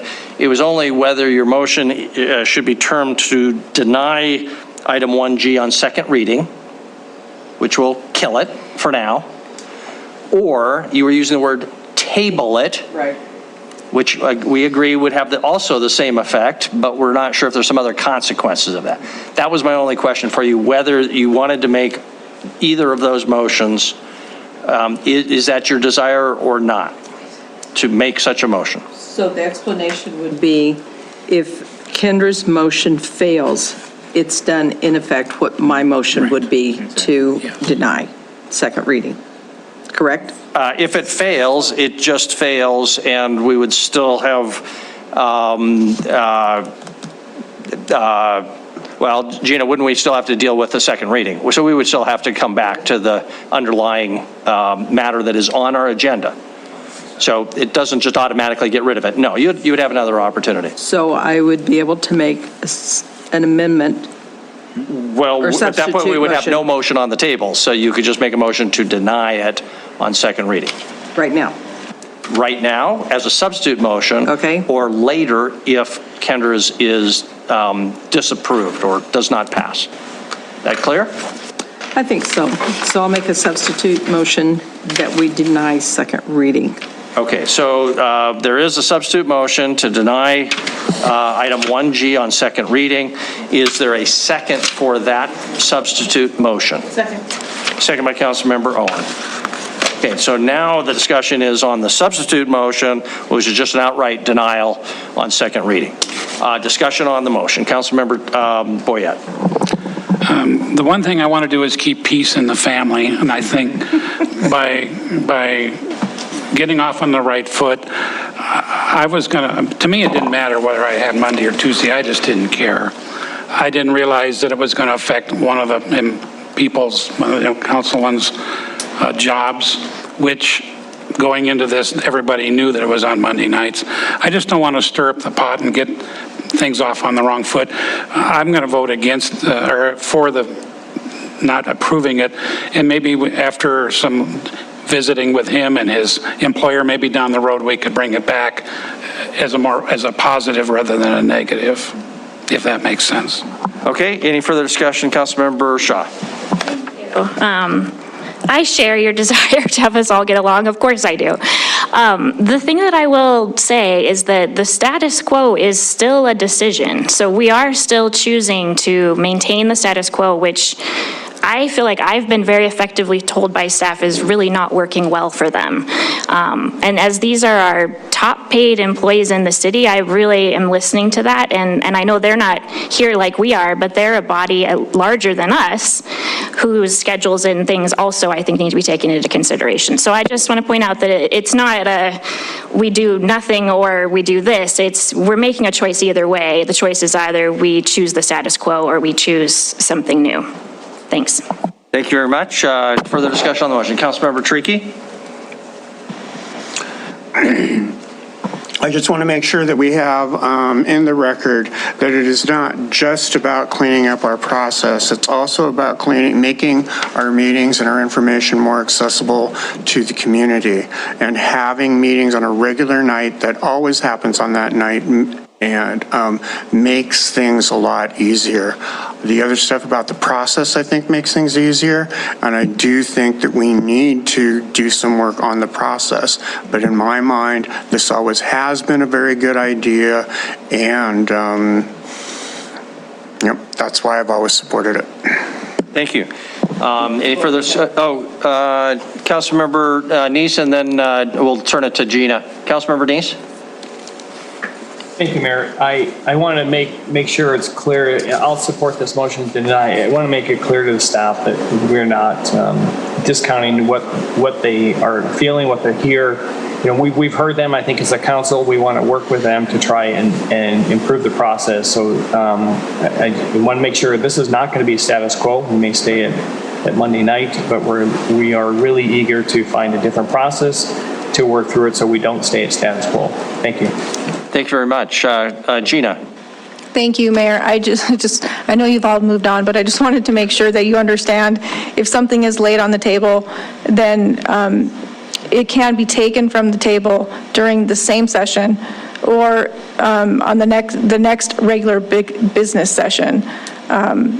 If it is not taken from the table at the next session, the question dies. So that is the procedure. All right, thank you very much. So the patient is not dead in that situation, but it's close to it, and you've got only so much time before you're going to be able to resuscitate the victim. Councilmember Joy. Thank you, Mayor and Council, and I do hear the concerns but one of the things that was just brought up tonight that really made me think more about moving our meetings to Tuesday is the emails that we receive from the public over the weekend. So we are not just impacting what we're doing here at council, the staff, we're impacting what happens with the public and their communication to us. And there are emails that arrive on the weekends. Makes more sense to me that we would try to help the public and empower the public in good communication with us as council to not receive emails from the public on such important things. If they arrive on Monday, it's a little bit different for the staff, it's different for us, and it's different for the public. So I think there's a lot at play here. This is not just about council or staff. It's really about three huge important constituents, or stakeholders, if you wish, the public, the council, and the staff. And that all has to work to really benefit our job, which is to represent the public. So I will support the motion to approve, which is not the motion now. I will not vote for this present motion. We know what you meant. Yeah, okay. We know what you meant, okay. Any other discussion? We'll get you to the substitute motion to deny on second reading. Any further?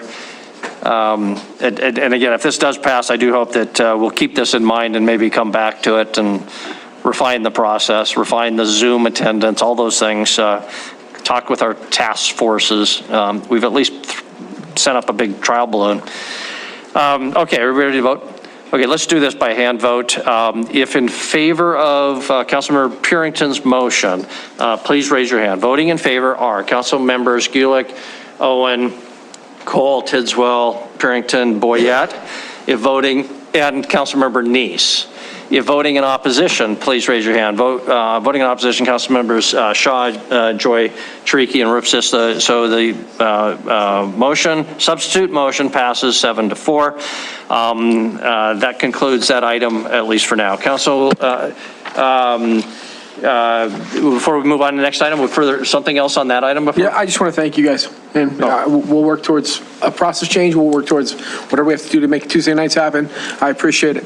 Thank you. Thank you. Last item on the consent agenda is item 2I2, bills for the December 28th. Councilmember Joy, you'll be recusing yourself. Because my brother works for Warren Transport. Thank you very much. Councilmember Purington. Also, our corporation is listed in there as a recipient of a check, too. Councilmember Boyette, you want to recuse yourself, too? No, I'd like to move to approve consent agenda item 2I2. Okay, thank you. Is there a second? To finish the consent agenda at 7:22. Before our break. That'd be great. You know, at this pace, Councilmember Tidswell, you're going to be here on Tuesday anyway. There you go. Whether you like it or not. Okay, so motion is approval item I2. If in favor, please say aye. Aye. If opposed, nay. Motion passes unanimously with the exception of Councilmembers Purington and Joy, who did not vote. That concludes that item. Brings us to item number 3.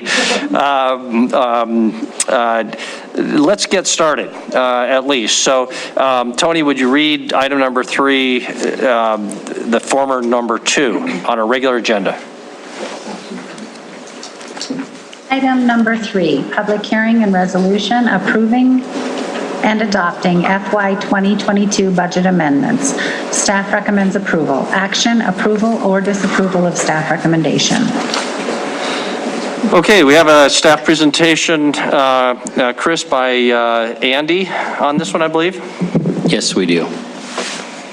And Andy. Good evening, Mayor and City Council. I'm share my screen. For those of you that are newly elected. This is my first time presenting to you guys. So my name is Andy Zeller. I'm the finance director here at the city. And I think I've got my orientation with you at the beginning of February. So I'll see you in person then. Tonight, let's see, I lost all my video of you guys. Tonight, I'm here to present the 2 budget amendments for the FY22 budget. This would amend the current budget. There's one for the Stillwater building purchase, construction costs. This is a total of $8,750,000, $560. The original FY22 budget included an assumed purchase price of $11.6 million. That was based upon market analysis on the building. Originally, the ultimate purchase price, which occurred in October, was $13.5 million. And during those work sessions, it was estimated that design costs, construction costs from the general fund would be $6,560,560. And so this budget amendment is to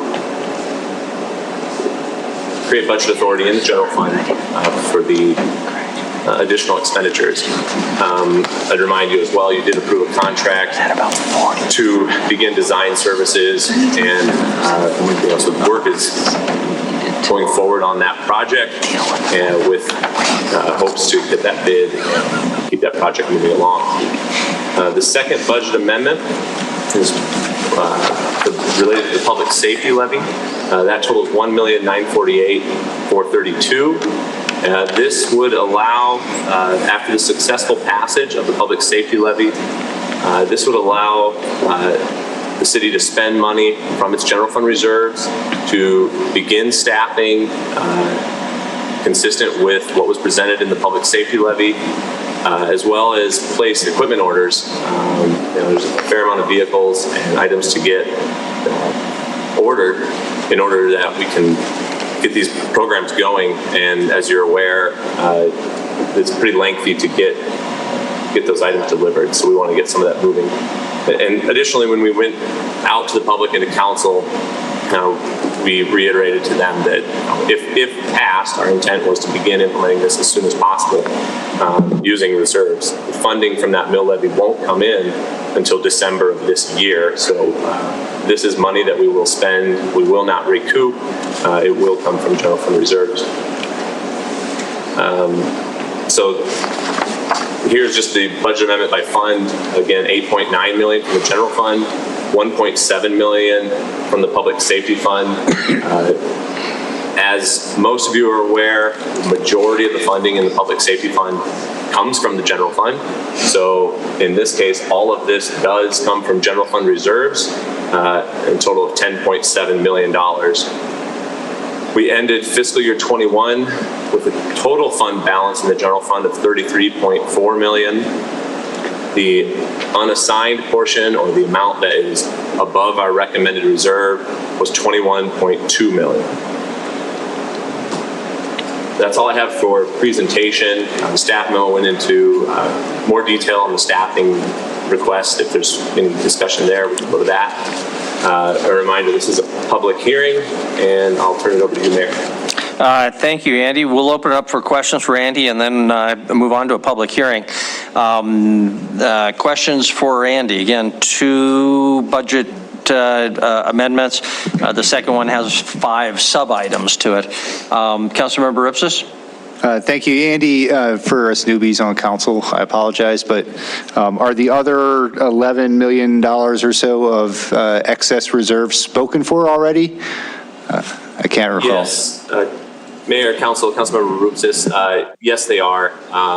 The $11.6 million that was originally budgeted was planned to come from reserves as well. So this will, if all of this is spent in 2021, this would deplete any excess reserves in the general fund. And follow-up, yes. So we'll be under our recommended minimum of, what was it, 12 million? By a little bit? We would likely end right near that recommended minimum, and I don't have that in front of me, but you're correct, it's right around 12 million. Okay, thank you. Okay, other questions for Andy? Councilmember Neese? Thank you, Mayor. Andy, you mentioned it would be we'd be at our reserves, but or near the reserves there. Is that that's all the unallocated reserves? Don't we have some allocated reserves from ARPA or from the COVID money that we got from the state still to do some other work? Is that correct or not? Mayor, Councilmember Neese, yes, the ARPA funds are not in the general fund. We are holding those separate in a separate grant fund because they haven't actually been allocated by you guys. We've made recommendations, and you'll see those in the FY23 budget, and that's when you'll actually allocate those. Those are held separately, and a substantial portion. Our recommendation is to use them for law and justice build out at the Stillwater building. Okay, and what about the COVID funds? The first set of COVID funds we got, is that still in that same fund? Those are in the general fund. That was reimbursement for public safety expenses. So that's largely what these reserves consist of. So again, if all of these funds that you budgeted this tonight were spent, those would be gone. Okay, so all right. So clarify then, this will have spent the COVID money we got from the state initially. Correct. Thank you. Appreciate that. Thank you, Councilmember Owen. Andy, I have a question on the safety mill levy dollars. Do I understand this that you are simply reallocating within the existing fiscal year budget, or are you proposing to pull these out of general fund reserves? We're proposing to pull these out of general fund reserves.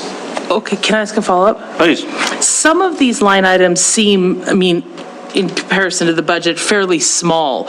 So I'm wondering why they have to come out of reserves. Or do we not project like vacancy savings or unspent dollars within the existing fiscal year budget that could just be reallocated? Councilmember Owens, we don't have much in the way of vacancy savings currently. Our practice typically is to try to budget as closely to accurate as possible. And I think if we really start placing orders for vehicle purchases and are successful at finding staff, we would likely deplete any vacancy savings that exist due to retirements. Okay, thank you. Okay, thank you. Other questions for Andy? Any other questions for Andy? If not, we'll open it up for public comment. We can come back to Andy if you think of something in the meantime, and we'll look for a motion and discussion. This is an opportunity for anybody who'd like to comment on new item number 3, the fiscal 22 budget amendments. If anybody would like to comment, please come forward. Is there any public comment on new item 3?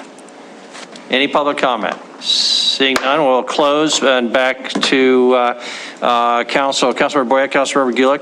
Thank you, Mayor. Having conducted a public hearing, considered written and spoken public testimony, I move to approve and adopt the FY 2022 budget amendments as recommended by staff.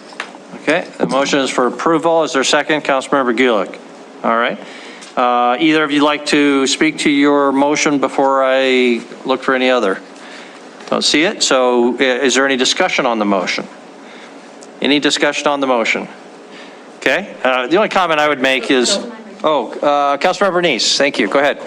I'm sorry, this is not so the motion, but it's something that Kevin had talked about earlier about public comment being online. I don't know if we're paying attention there, if Kevin is paying attention. Thank you for that reminder, but Eagle Eye Ifland assures me that he's watching carefully, yes.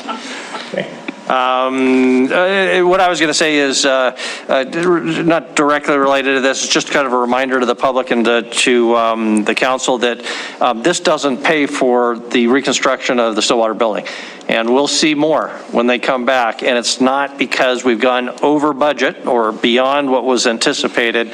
It's just this is the first very large bite of a very large elephant, which has to be a white elephant. I point out. Chris Kukulski. Mayor and Council, I'm going to leave the white elephant alone because it's a great project, and I know you are not implying it's not, but for a bit of context, so a pre-public safety levy, pre-pandemic, we had no way to deal, frankly, with the facility deficiencies that we had in the law and justice system as well as City Hall without asking the voters to bond tens of millions of dollars. So that was the plan pre-pandemic.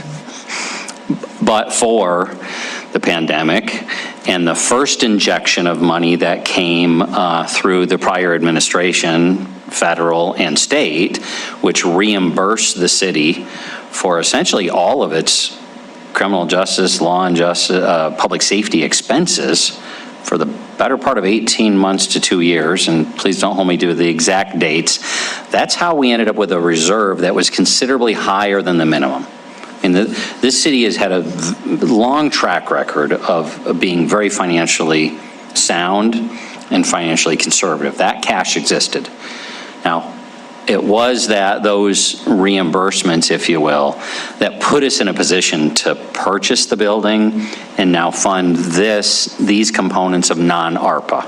So as the mayor said, this isn't the total picture, but this and that 11.6, those were not in the cards without indebting the public for 2 decades, covering that debt retirement and increasing taxes had the voters said yes. So this really is a big deal. What you're approving tonight, an amendment, it was obviously a huge deal when the decision was made to purchase the building to deal with the facility deficiencies that have been growing for several decades. So thank you. Okay, thank you very much. We have a motion on the table for approval. Further discussion on the motion, Councilmember Neese. Thank you, Mayor. I guess I got to echo Chris. He's 100% right, and this is something that was a blessing to the city in a lot of ways. A lot of bad came out of the pandemic, but this was really a good thing that happened to the city. And this is everything in this amendment was expected and discussed with prior council, and so I'll fully support this, and I look forward to seeing that move forward both in the Stillwater and the public safety if we start seeing that ramp up. So this is really good for the city. Thank you very much. Further discussion on the motion? Any further discussion on the motion before we go to a vote?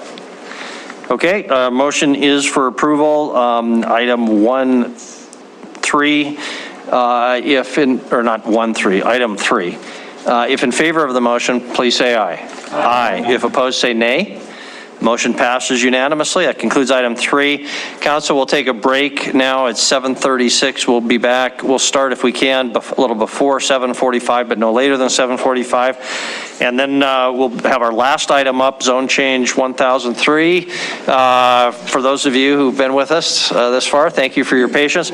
And then we'll have, we anticipate 3 initiatives to address, in addition to final public comment on non-agenda items. We are adjourned briefly.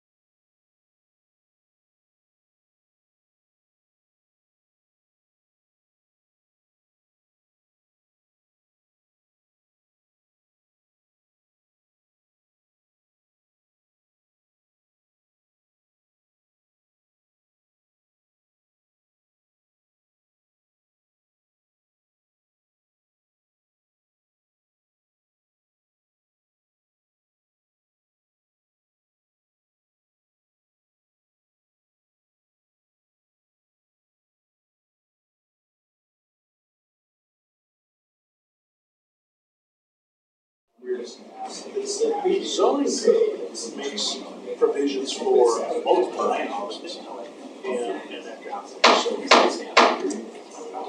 Welcome back, everyone. I'll take that under advisement. We left off at item number 4. Tony, would you read for us item number 4? Item number 4, public hearing and second reading ordinance for zone change 1003, a zone change for a new planned neighborhood development for 104.42 acres of land to be annexed in 3 phases south of Alkali Creek Road, north and east of the Billings Airport, and west of Foothill Drive. Alkali Timbers LLC owner, IMEG, Colton, Natarud, PE, and Anna Vickers agents. Zoning Commission recommends approval and adoption of the 10 criteria. Action, approval, or disapproval of the Zoning Commission recommendation. Thank you very much. My understanding, Chris, is that Nicole from our zoning coordinator is represented. Is your mic on? Your mic is on, Councilmember Dees. We can hear you. No, I couldn't hear you. Oh, I'm sorry. There, is that better? Oh, yeah, there we go. Thank you. Okay.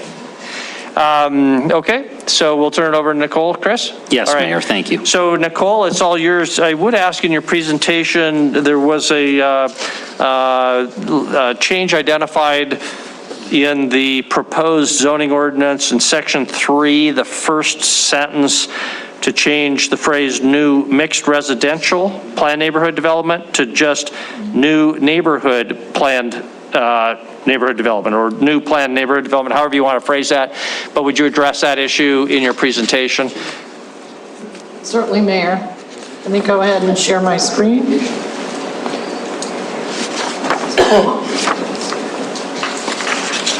And do a slideshow. Okay, can you see? We can. Okay. And it's appearing correctly. Thank you. Anyway, this is a public hearing on second reading. Again, as we reviewed last week, Project Recode, wanted to make sure you are paying attention here to, is there value to having a public hearing on second reading or not? And we'll continue to look at that going forward. In any case, this is for the Timbers property there on Alkali Creek Road. Annexed in phases, but the zoning is all adopted during this phase, and then we'll bring ordinances back to you as those second and third phases of the development happen. The Zoning Commission is recommending approval to you to change this from the existing agriculture zoning to N3, NX1, neighborhood mixed use, and public 1 zoning. It meets the growth policy and Billings Heights neighborhood plan. is compatible with adjacent uses and zoning, and meets the P&D zone district standards for all of the street links, block links, and connectivity. You did approve this zone change on first reading on January 2nd. As brought up by Councilmember Rupsis today, there was an error in Section 3 of the proposed ordinance. It uses the words mixed residential neighborhood, and it is not a mixed residential neighborhood. It is the other type of residential neighborhood, and that's just a plain old vanilla residential neighborhood P&D process, and it has those requirements, meets those requirements as well. You'll see on this slide here, it shows the entirety of both tracts A and B, and then the area that will be part of the zoning and the phasing of the annexation and the phasing of those zonings as it goes through. So there's small pieces of tract B that are included, but it is primarily in tract A of this certificate of survey.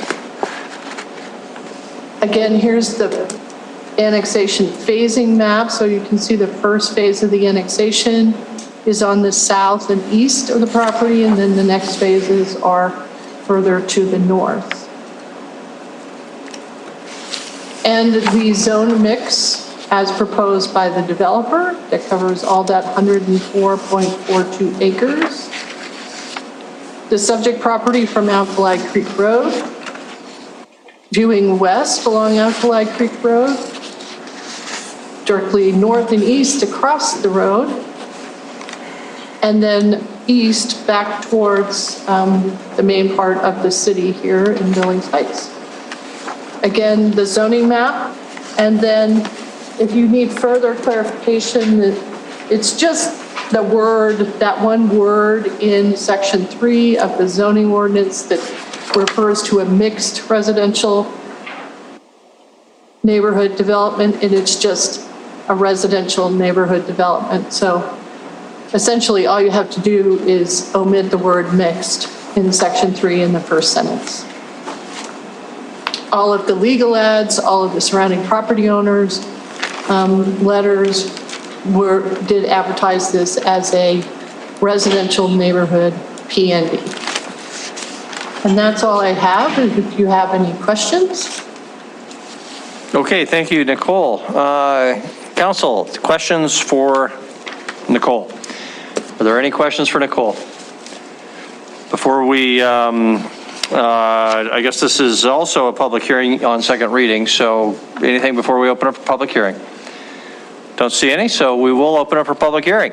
Is there anybody who would like to be heard on item number 4, zone change 1003? If so, Mr. Nattenrud, please tell us your name and address. Yeah, Mr. Mayor, Council, Colton Canatterud with IMEG, the agent for the developer. David Mitchell, who is the developer, or he and his wife, Allie, are the developers, is also here. Don't believe I have anything to add. Appreciated the conversation 2 weeks ago, but just wanted to let you know I'm available for any further questions. Thank you. Are there any questions for Colton or David Mitchell? Councilmember Boyette. Excuse me, is that your house being built out there now? It is not mine, but it is the Mitchells. Okay. So. And that's on the property, correct? Yes, it is, correct. Thank you. Thank you. Anything else? Don't see any. Thank you very much. Thank Colton. you. Any other public comment on this item? Good evening. Good evening, Mayor and council members. My name is David Mitchell, 1655 Valley Heights Road. I am as well in support of this zone change and happy to answer any questions. My wife and I are building our house currently. We're excited to continue living in the valley per se. My wife grew up in the valley, and since she and I have been back since 2012, we have lived in the valley. So we're happy to continue growth out there and raise our kids out there and play on the land. Any questions I can answer for you? Great, thank you. Any questions for David? Don't see any. Thanks. Thank you. Well, any other public comment on item number 4? Is there any other public comment? Don't see any, so we will close the public hearing on item number 4. Back to council. Councilmember Shaw? Thank you. Having conducted 2 public hearings, considered written and spoken testimony, I move to approve the second reading for zone change 1003 and adopt the findings of the 10 criteria as approved by the City Council on first reading January 10th, 2022. Second. Second by Councilmember Nice. All right, thank you very much. Is there any discussion? Councilmember Ripsis? I don't think the motion captured the change that was staff was, but yeah. Yeah, we should clarify that. It was the staff recommendation, but it wasn't, the recommendation is not in black and white in the paper, so we should make sure. Did you want to delete the word mixed in section 3? Yes, I do. Okay, our second, Councilmember Nice? I agree. Okay, so that is the motion. Discussion on the motion? Is there any discussion on the motion? Don't see any. We'll proceed to a vote. If in favor of the motion, which is for approval with that change, please say aye. Aye. If opposed, say nay. Motion passes unanimously. Thank you very much. Thank you for your patience, gentlemen. Thank you. That concludes item number 4 and our regular agenda, and brings us then to public comment on non-agenda items. So this is an opportunity that if anybody would like to comment on anything that was not on our agenda tonight, including what we removed from our agenda, which would include the proposed Dorn amendment or development, this would be an appropriate time to comment if you'd like to. Is there any public comment on non-agenda items? Just please tell us your name and address. Ask you to keep your comments to 3 minutes or less, please. Good evening, Mr. Mayor and City Council. I thank you for your time. My name is Toby Erickson, and I live at 4142 Banbury Place. My property abuts up to Bell and Legends Way in the area near the proposed development. One of the things that was earlier stated today by your city administrator was a fair and unbiased representation of the activities that are going on there. And a couple of things that I'd like to point out early on in this process, just to help you guys up to speed on this. The first public hearing was held on November 23rd, the day before Thanksgiving. And we still had a pretty packed house. There was about 35 folks that were there, pretty adamantly opposed to this. In the write-up that was presented to you, the concern that I have is that a lot of the developers' answers and rebuttal are in that, and not as much weight was given to the voice of the public people that went to that meeting. And then in addition to that, the same appearance looked at in the write-up on the planning board meeting. There were quite a few folks that were there. If you look at the handout that has been presented here, I just happened to print it out. And the comments for the stakeholders, there's only about 2.5 paragraphs of it. And the rest of it is information from the developers. So what we would request is that when you guys go back and look at this before we go to public hearing, is that you look at this with an open set of eyes and take a perspective from the landowners that are currently there, the homeowners, the development that's there, and truly evaluate the 10 criteria that are used in order to determine whether or not this zoning change is the best for the city of Billings. And that's all that I really ask of you today. Any questions or? Thank you very much. All right, thank you. Any other public comment? Thank you, Mr. Mayor and council members. My name is Ed Hoffman. I live at 4246 Central. I own the 15 acres that is just to the northwest of this development. Been out there 30 years, seen a lot of changes. I've got to tell you, Bell Estates, Legends West, and Twin Pines are great neighborhoods, nice houses, good people. We've never had a problem with theft or vandalism or traffic, any of that, and we'd like to keep it that way. Emergency services in the far west end are stretched beyond reality.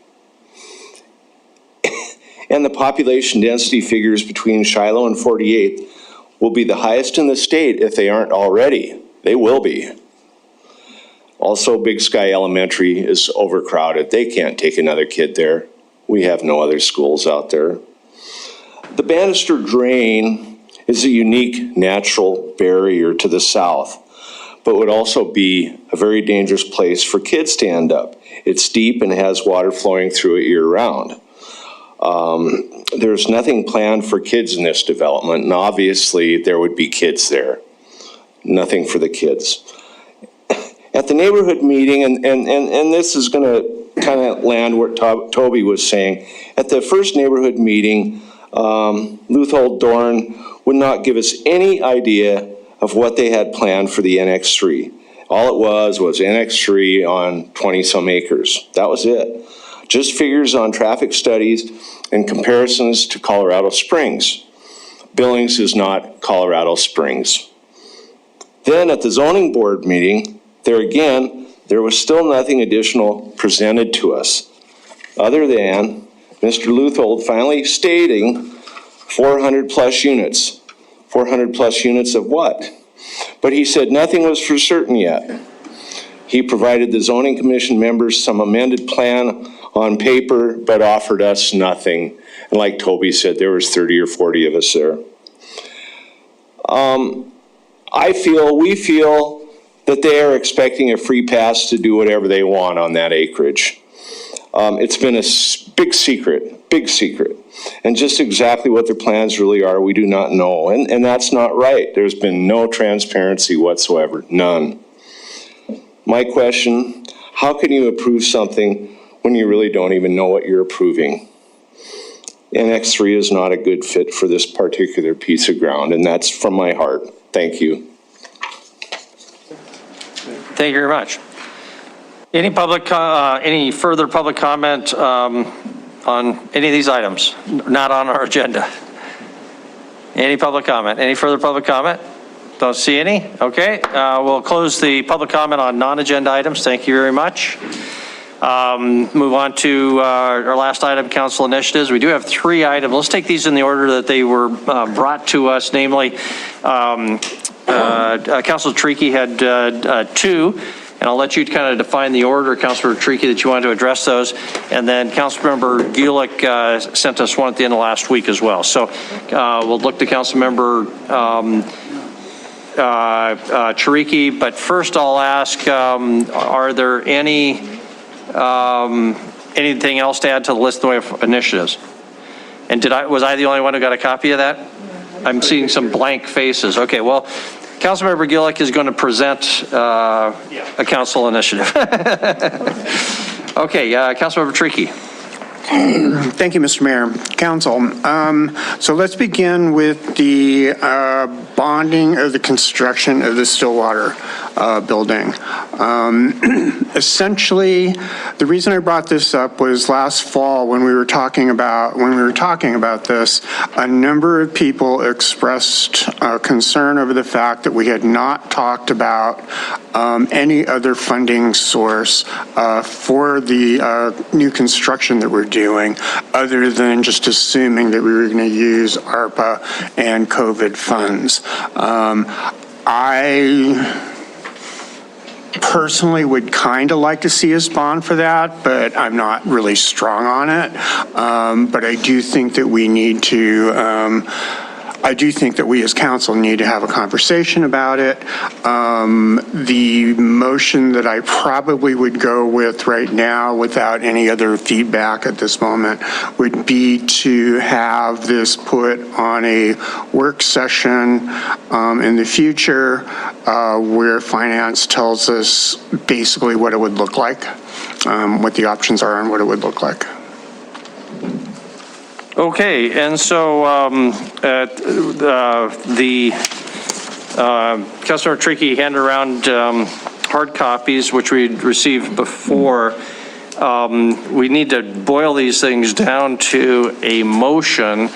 Is it okay if we have a little general discussion, Councilor Chiriky, before we ask for a specific motion? Because you never know where that might go. Okay.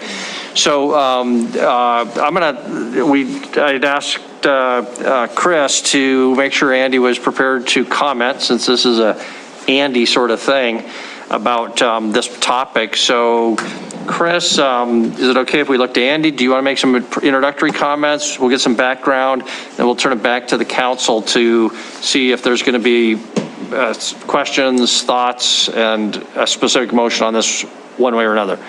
So Mayor and Council, let's see if I hit the mark, and I'm going to ask Andy to fill in the blank, but would it be helpful for Andy to, at a high level, 30,000 feet or whatever, there's two bonding questions, if you will. There's an indebtedness that we could take on without a public vote, and then there's an indebtedness that can only be done by a public vote. And I'm presuming that's pretty critical information for you guys, unless really the request from Councilman Shrieky is to have that conversation at a future work session. You want Andy to hit that high level tonight? Yeah, I think it'd be helpful while we're here, and it's not quite midnight yet, to at least get some basic background, and we can always come back to it for a deeper dive if that's the desire of the council. So, Andy, take it away. You bet, Mayor and Council. We got 4 hours, so I'll talk quickly. Yeah. There are two options, essentially, that I think you can borrow money for the build-out of Stillwater.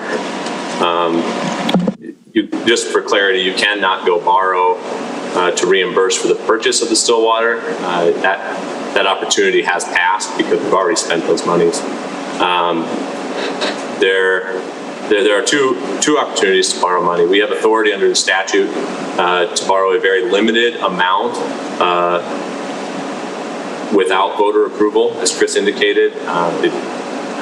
It's a limited obligation bond, and that the amount that we have available to us is around $2.6 million. We did this to borrow for the evidence building.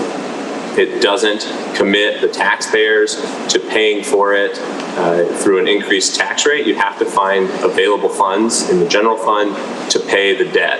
The debt on $2.6 million would be, just assume around $250,000 a year for 20 years.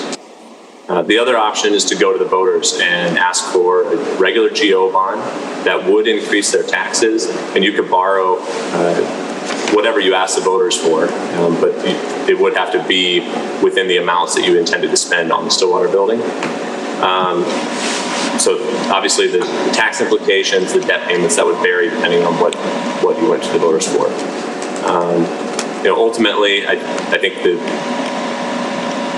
the opportunity exists. I think the discussion really is, if we don't use the general fund reserves for build out and we borrow, is there other council priorities that you'd want to use those reserves for?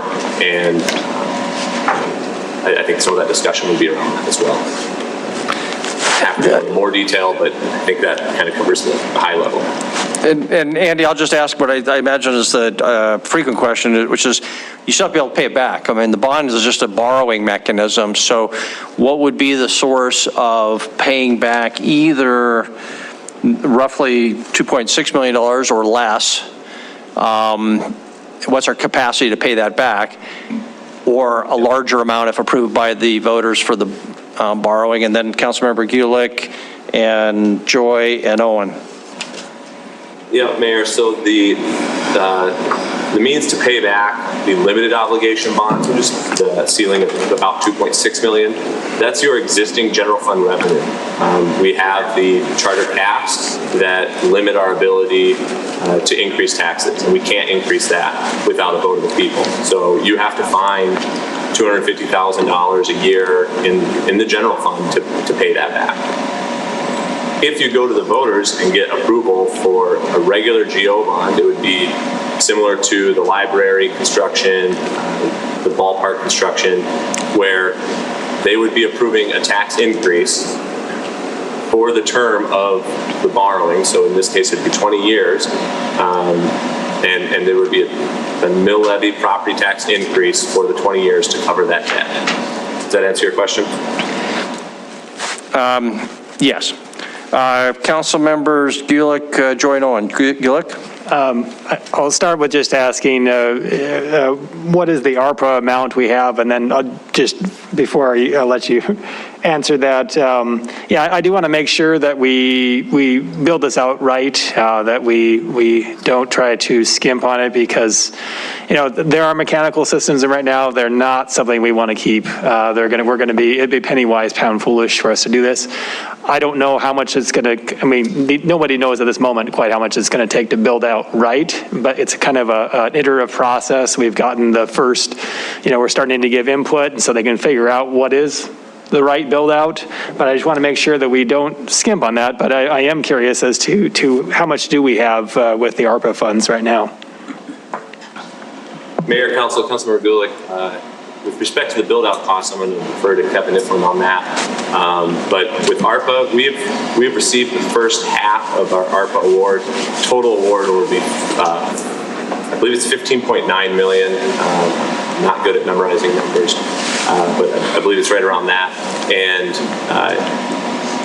we had presented to council, or prior council at a work session, needs of the city, and there's about 10 million in 911 radios, upgrades that need to occur. And we had anticipated, I believe it was around 4 million of the ARPA, 4 to 5 million of the ARPA funds going to the construction of Stillwater building, and then the remainder, the recommendation was to use for the park-like improvements at the West End Reservoir. None of that money has been obligated yet, and as I said earlier, that would happen in the budget process. So that's where we're at with ARPA right now.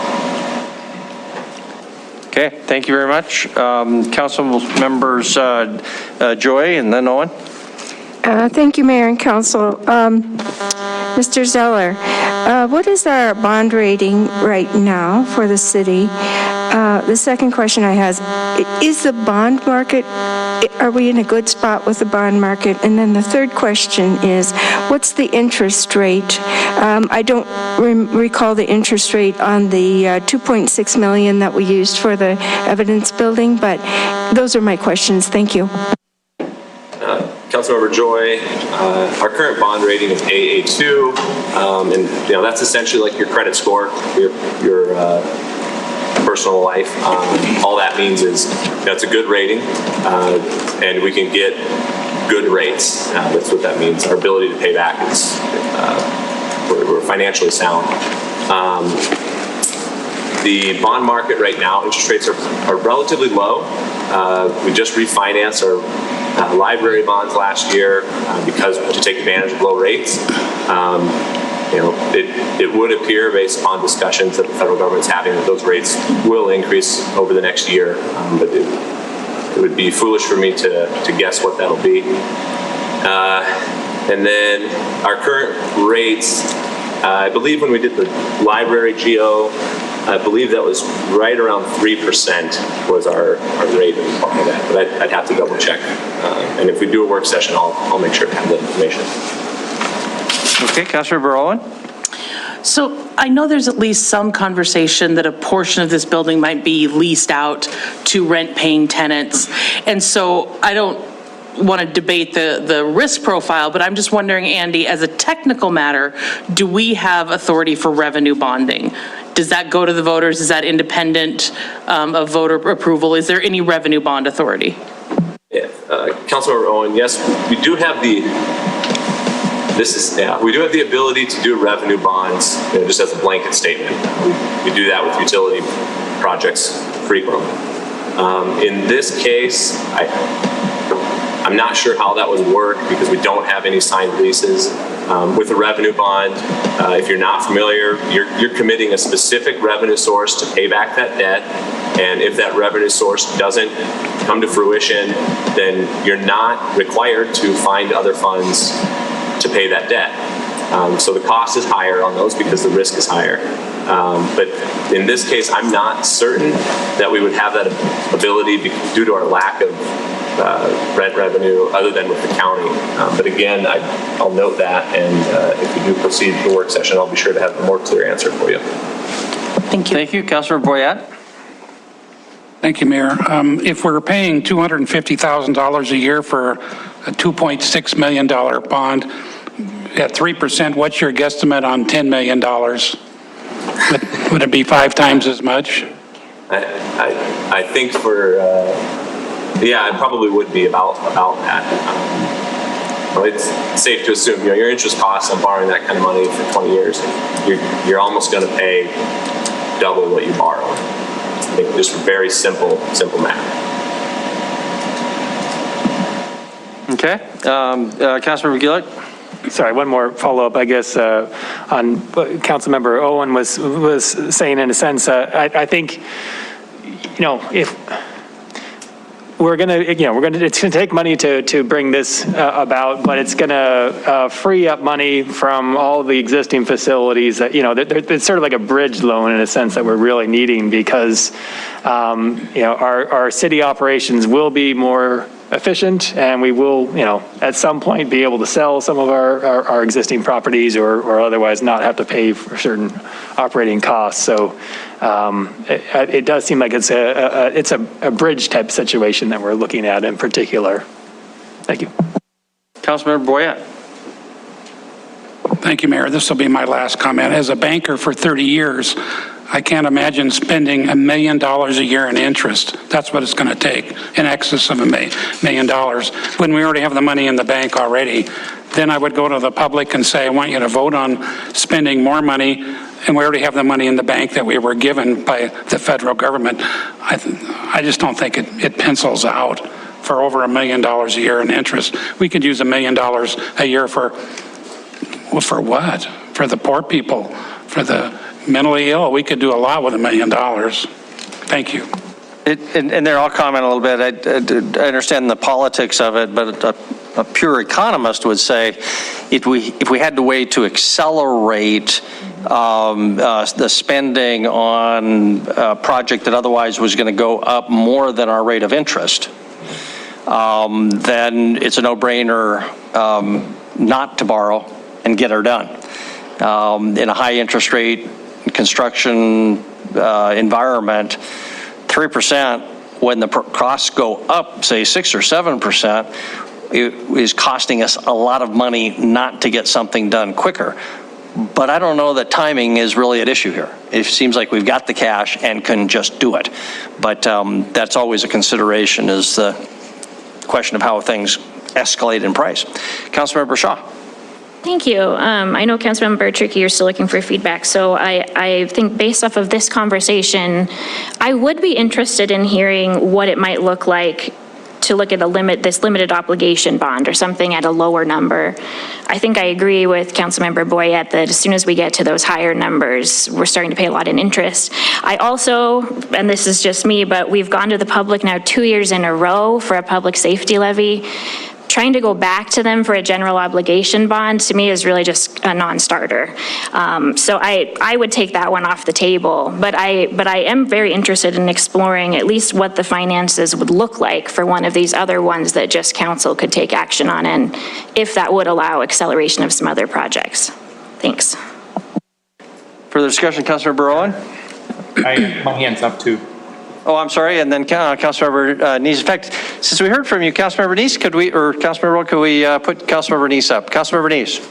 Sure, thank you, Mayor. I agree with what you said, Mayor, and also Councilmember Boyette. I guess the question I have is really towards Kevin, because I was on the committee. I think Councilmember Boyette, you were as well. There's Danny, I can't remember who was on the committee, but we talked about a lot of the build out. And Kevin, is there a shortage in what is estimated, what the city is going to need to build out, based upon at least the last information I had from the committee and the amounts that's set aside now in the ARPA and what we're setting aside through this last amendment?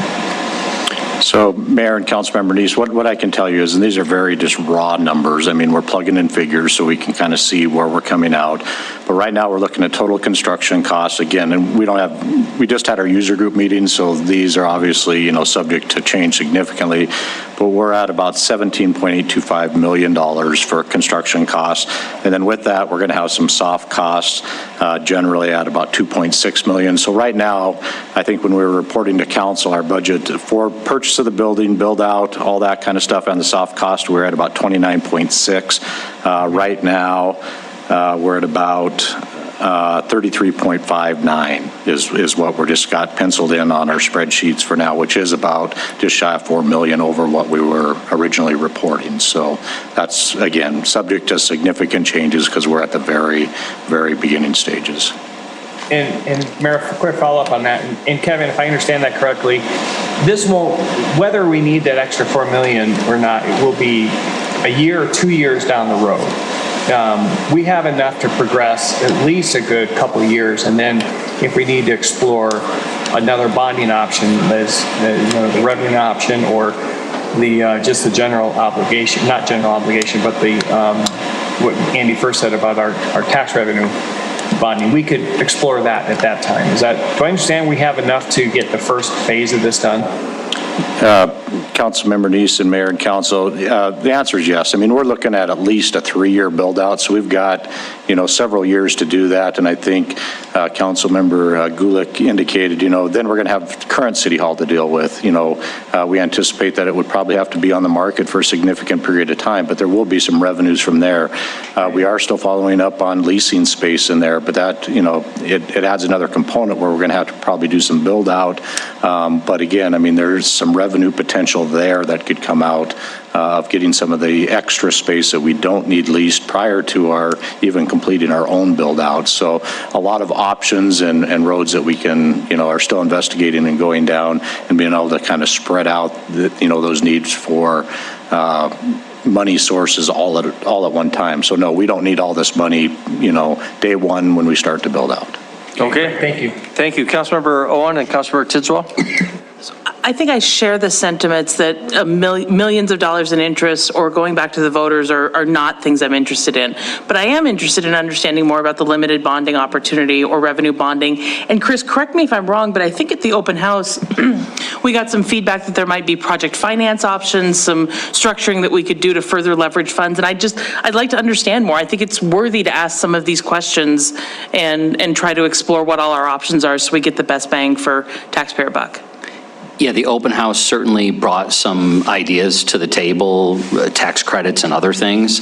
And so I think all of these options, well, I say all of, as Andy and I and Kevin have debated this, and we look at the years that we have in this build out,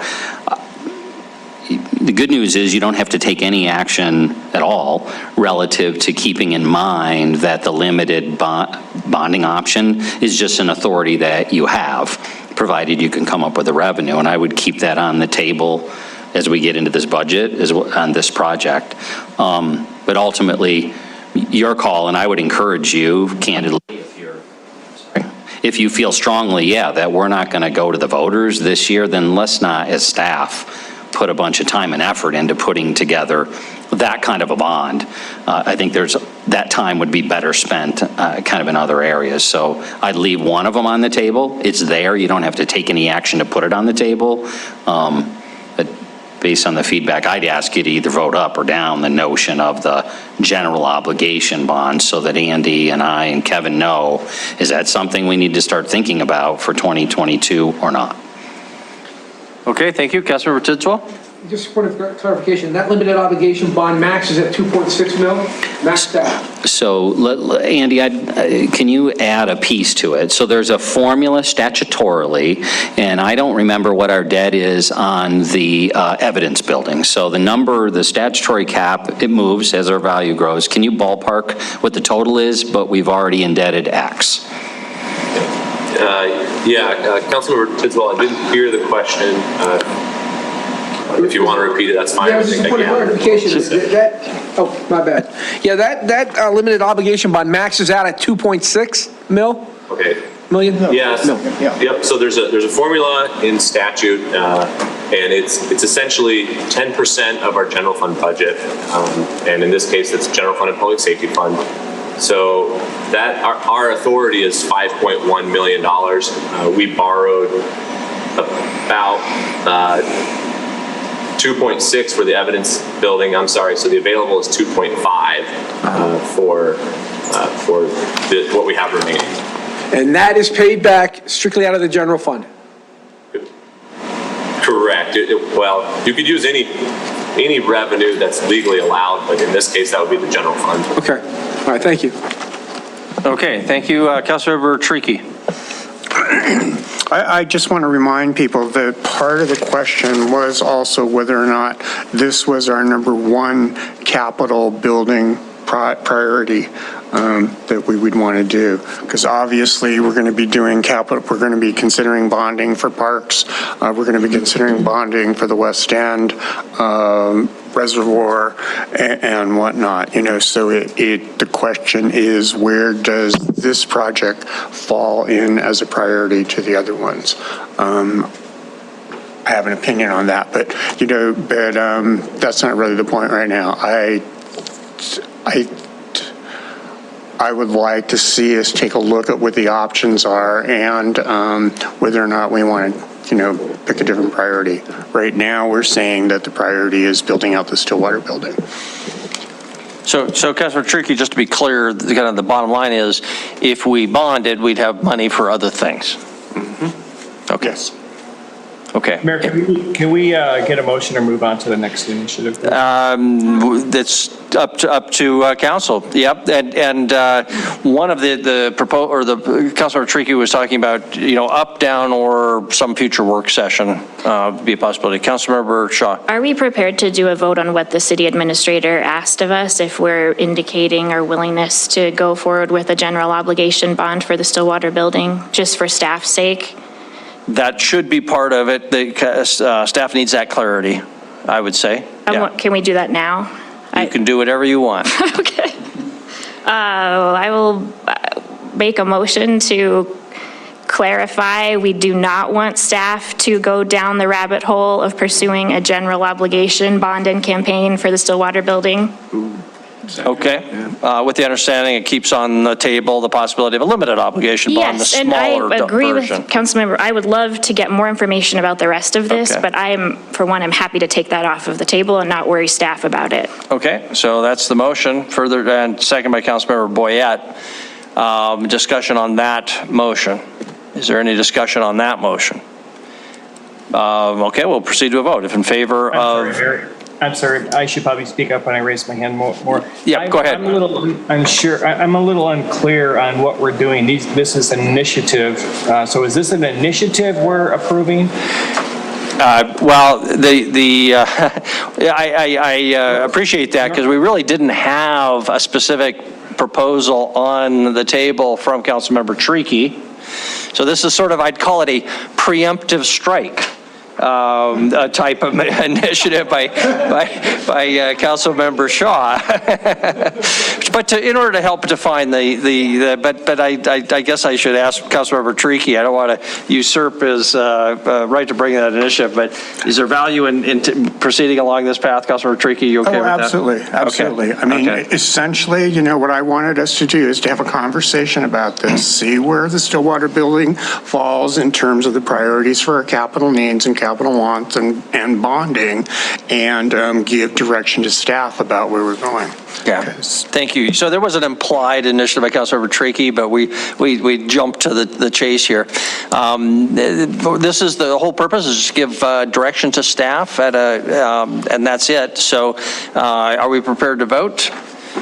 Okay, so that's the motion to take that off the table on this topic. If in favor of that direction, say aye. Aye. If opposed, nay. Nay. Okay, motion passes, all in favor with the exception of Councilmember Neuse, who voted against that. Question is, are we now done with this topic generally and ready to move on to the next initiative, or is there something further? Councilmember Tricky, well, I'll come back to you because it's yours, but Councilmember Purington, you haven't said anything, so feel free to chime in. I think for this particular question, the way I understand what you're proposing, Danny, would be that might be part of that priority meeting that we have whenever it comes to how are we going to prioritize some of this capital funding for building, whether it's parks, trails, buildings, or whatever. So that's the way I see this initiative. I don't know that we want to keep it hanging. I think it would be better to look at it as part of the priority setting that we'll do in another month or so. Thank you. Councilmember Trick, you want to comment where we're at here? That's fine with me. Do you want that as a motion to include it in the priorities conversation, or are we pretty much agreed? I think Mayor, I'd like to call a point of order on this. The initiative process is to provide initiatives. We're now exploring different ways that we can move priorities ahead, direct staff, which is normally done at work sessions. So I would ask us to move on to the next initiative and address initiatives as council should address them. If this initiative, Councilmember Tricky, is DOA, so to speak, we will move on to your next one. But I do want you to be able to be in control of your initiative. So where are we at in your mind? If council is fine with what Councilmember Parrington was saying, then I'm good.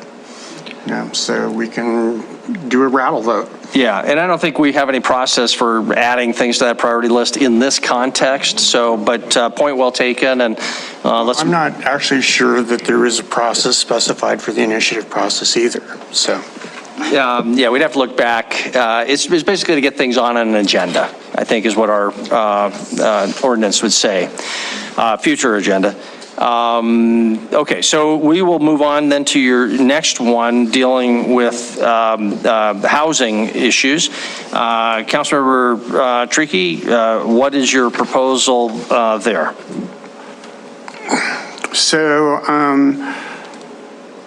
the simplest thing that I want to make sure that the basic thing that I want to make sure that we do here is to begin a process where we, the council and staff and the city for that matter, starts taking a look at our housing policy and making sure that our policies are in line with what we need in terms of our housing needs here in the city.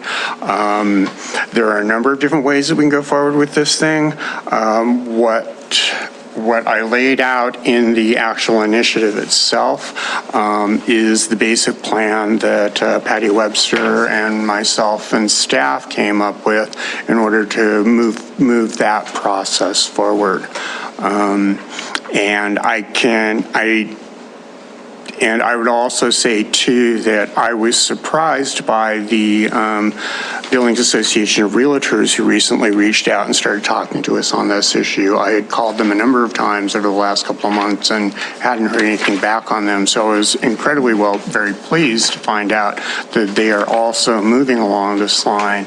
I think for the city, the general issue is how do we improve the situation for housing across the board with an especial eye at affordable housing, which is the section of housing below what the Billings Association of Realtors are looking at, which is workforce housing. But frankly, we have to look at it across the board. So my basic motion would be for us to direct staff to begin a process to take a look at our housing policies. Councilmember Trick, we would need to be as specific as possible. And so in your written document, it was a little bit more specific than how you just described it, which was staff to take a look. So I'm going to ask you to clarify your motion exactly.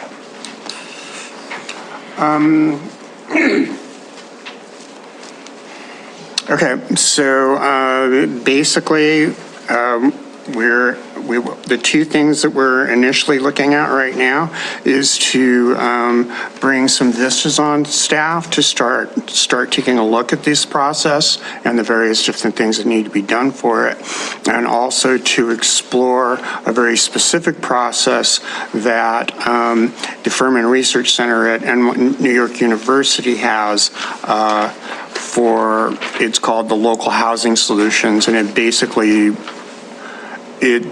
walks you through an entire process from market analysis to looking at the various different pieces of policy that are in there that affect housing. So that would be the approach that we're asking to take. Okay, I guess what I was getting at is your written form says this initiative requests staff to undertake and these are my numbers, 1, housing needs assessment for the city of Billings, and, again, my number, 2, develop a strategic plan to address the situation uncovered by the needs assessment. That is a fair summary, yes. Okay, so you want to stick with the language we have in front of us in the written document is your motion? Sure. Okay. And the background was the Furman discussion that you just brought us to. So, okay, so that's the motion.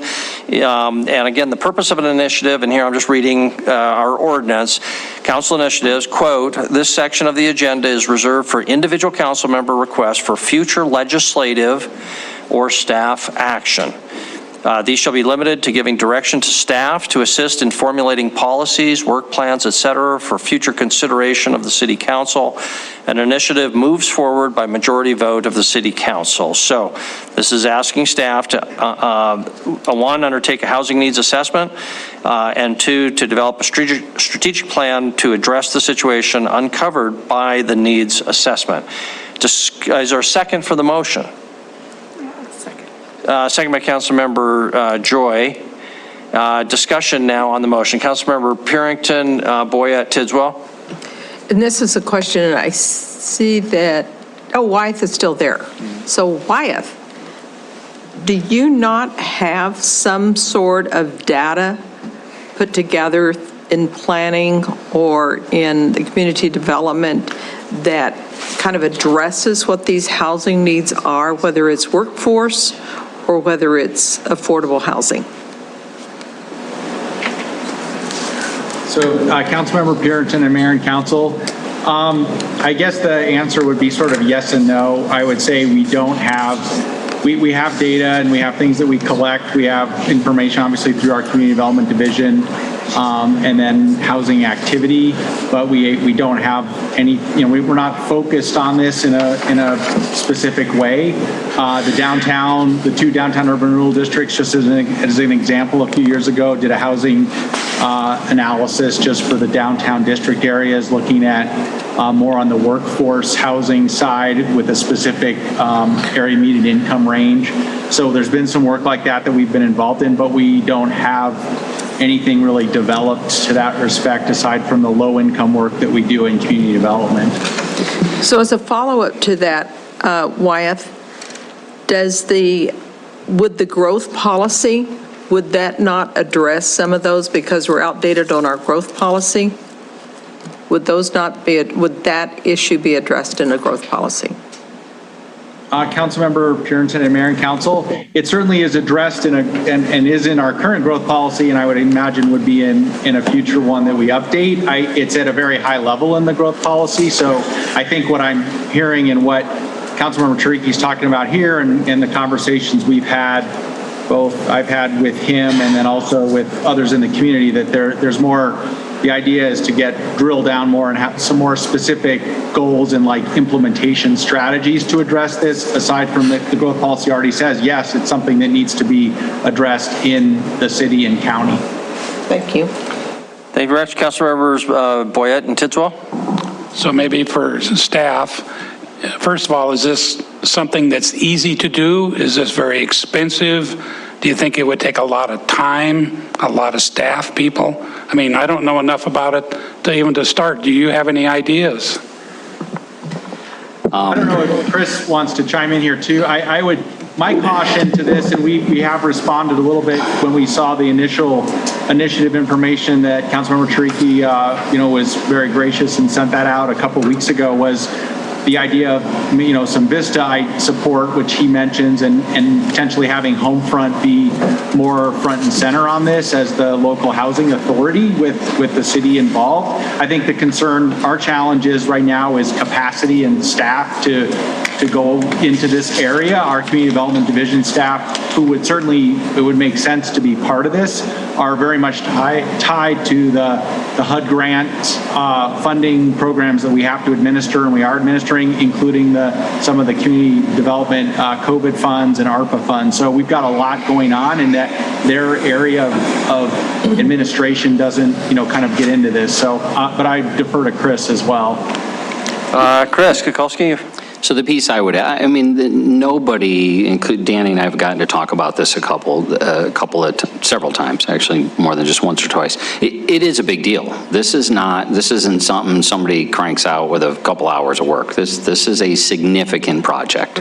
Is it needed? No, I think arguably no question. We've seen a very quick change in our housing market. I'm looking at our one page of priorities. Then I showed you what I think were like 6 or 8 brand new initiatives that have come up in the last 60, 90 days. It really does come down to the priorities discussion. What are the priorities and dedication of time? So is it time consuming? Absolutely. Wyeth touched on, and Patty Webster, Homefront, is on tonight. I think, she and her group has decades of experience in our community in housing. So I don't think the city should go off and lead this charge. I think, frankly, this is a relationship and a partnership between Homefront, between several of our departments. As Wyeth has said, this shouldn't be done in a silo outside of the city, because it's going to affect us. And the realtors are having this conversation. So my suggested step back, or first step, was maybe like we approached last March with another huge thing on the list, which is funding of parks. And that whole elephant is first in work session, get us all kind of a lay of the land as to what exists today, who's doing what, and how does it fit relative to Homefront and relative to the Community Development Block Grant program that the federal government, we operate on behalf of the federal government, that foundation, and how I've heard only good things about this process and what the local housing solutions is, but I can't tell you sitting here tonight just what kind of dedicated resources it will take to pull that off and do that well. The VISTA conversation is certainly a step in that direction of having some people dedicated to do components. Okay, thank you very much. Councilmember Tidswell. I'm sorry, Mayor, I'm going to throw, I'll pass that on. My question was answered. Okay, thank great. you, thank you. Councilmembers Owen and Gulick. I think what Chris has suggested is a great way to move forward. I do think that the conversation about housing in our community is an important one. I have a strong bias against the city staff developing housing policy competence when we already have it in the community in the version of the Housing Authority. So I think it would be great to have a work session fairly soon where we very intentionally make sure that the Homefront is here, realtors are here, home builders are here, that we can get some sort of guardrails around where the gaps are. I do want to highlight that this initiative points out the need for GIS data mapping, and that's a chronic problem. We don't have enough data to make decisions in this community, and I think that's a really important thing to have at this table. But I don't want to see our Planning and Community Services Department wade into the area of housing policy. I think they need to be at the table. I think Buildings needs to be at the table. I think Land Use and Planning needs to be at the table. But I would like to see a work session with very deliberate invitations at a minimum to make sure that we're getting a little bit more skin on the bones, as it were. Thank you very much, Councilmember Gulick. Then I'm going to come back to Councilmember Trickey to take his temperature on Chris's suggestion. Councilmember Gulick? Yes, thank you, Mayor. Yeah, I think I like the idea of some sort of structured process for looking through. So I think what you suggested, perhaps might be a good vehicle for doing that. I'm glad to hear that Patty Webster. I think it does make sense for the Homefront to be taking a lead. I do think it's not just affordable housing; it's affordable living, and so it's the whole package, not only of the actual housing dwelling unit, but it's the transportation, utilities, all those kinds of things. And our development patterns also engender different kinds of affordability thing. Lastly, I just want to say, I think this also harmonizes well with the Lead for Cities work, because having a housing policy is something that encourages and rewards with points, actually. And I think it's a good opportunity, again, for us to be seeing where we are with some of our peer cities and just using structures that already exist out there, not making something up. So I think it's a good idea. Okay, thank you very much. Can I ask Councilmember Tricky just to comment on Chris's suggestion? Also, we do have Patty available, and at some point, we'd hate to be too presumptuous and sign her up for a bunch of things that she's not on board for. So I think we kind of owe it to her to give her a chance to comment if the council doesn't have any great objections to that. But Councilmember Tricky? I think that what City Administrator Kukowski and Councilmember Owen just were talking about is the very obvious next step. Thank you. If it's okay, then Patty, I'll just ask, I don't see anybody throwing things at me. So Patty, you've heard this discussion, I hope, and are you with us? Can you chime in? Was this something you would help us with? Thank you, Mayor. Thank you, council members and Councilman Shariki for bringing up this initiative. Can you all hear me? Yes. Mm-hmm. Yes. Okay, great. So this is something that I have been wanting to work on, have been talking to several leaders in the community about, and quite frankly, I've been looking at from a national level, at a regional level, and at a state level. Having served on national housing boards, I've been the regional housing president, the state housing president, and it's just time. I think we really got caught in this situation that we've been in for the last 2 years, and I really want to be part of the solution. I've been sending information to various council members, and I send them to all city council. I don't pick just one or two. I'm letting you know I want to be part of the solution. So I'm quite honored that you would even consider me to be involved in this, but I'd love to take the lead on this. Yeah. All right, thank you very much.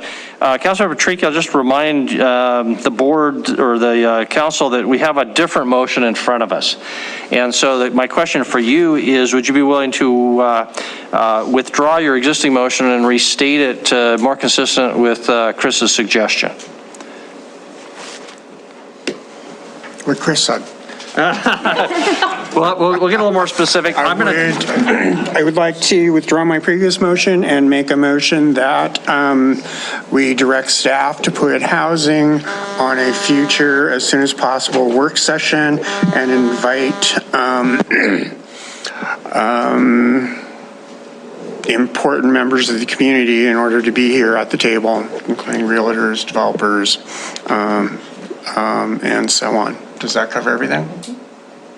I think so. Obviously, staff will use this discretion. Is that consistent with the second? And would you like to make a new second or second the new motion, Councilmember Joy? Yes, and can I make a little bit of a few Comment? remarks? Absolutely. Thank you, Mayor and Council.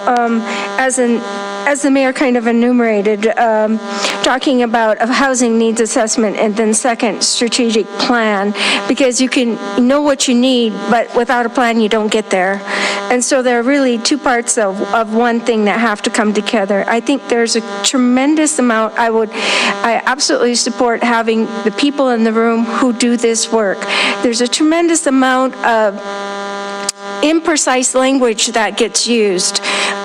If something comes forward at council and someone says, well, that's affordable housing, and it's $1,800 a month for a one-bedroom apartment, I'm like, whoa, how much do you think people in Billings make? There are people who use words about who are unclear on what subsidized housing really looks like.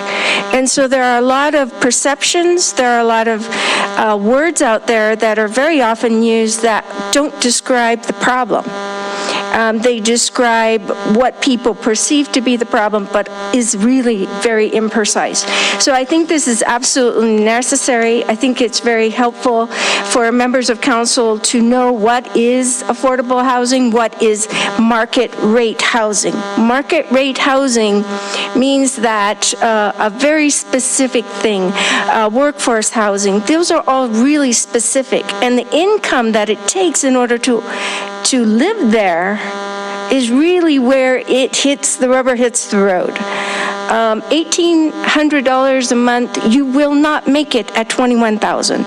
You will not make it from a lot of the jobs that are available in our community. So there's a whole bunch of things that I think Patty Webster and people from CBD who work specifically with HUD money that is very specifically tied to HUD criteria and the way that HUD allows that money to be spent. I think all of that would be very helpful, and I think it would help us when we have constituents come to us and say, I don't want that kind of housing, it's affordable housing, and you're like, well, not really.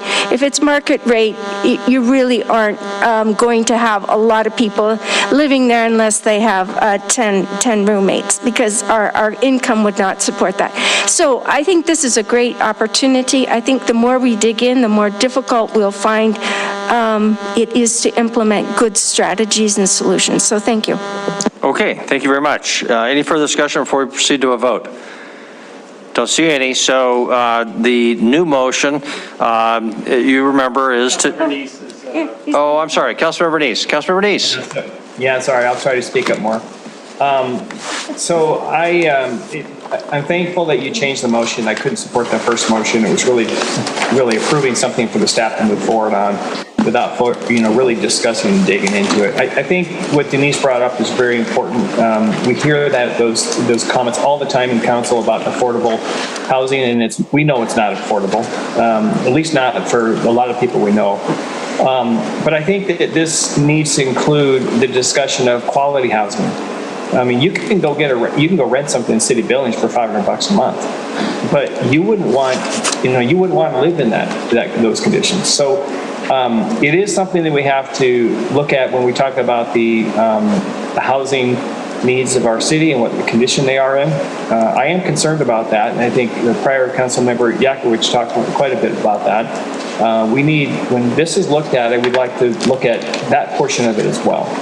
I hope that would be included during this session to really look at what the city can do, what the community can do to help with the quality of the living conditions that a lot of the residents have to live in. Thank you very much. I'm hearing a code enforcement component to this work session.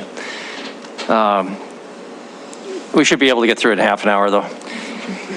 Any further discussion on the motion? If not, all in favor of the motion, please say aye. Aye. If opposed, nay. Motion passes unanimously. Thank you very much. Councilmember Tricky, Patty, thank you for your participation, and staff will be calling, or you can call staff.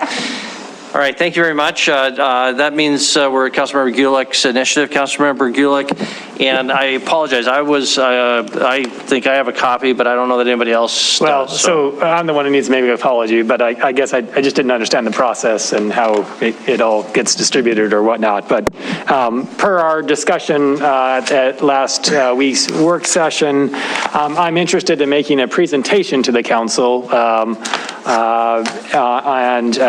So at a future work session sometime in the next 60 or so days, whatever staff determines that there's time in our agenda for that. But just a 15-minute presentation. I think my motto is it's much more effective to show rather than tell.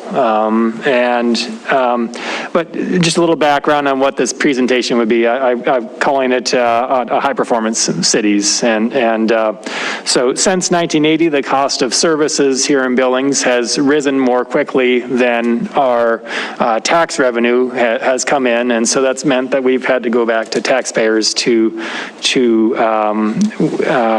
bring in additional revenue with mills, and so what might be some of the reasons for this, and what would a strong towns approach suggest that community decisions do to change the trend? This is kind of what I would like to be presenting on just 15 minutes. So would not require any staff time whatsoever, so we're not obligating them a bit.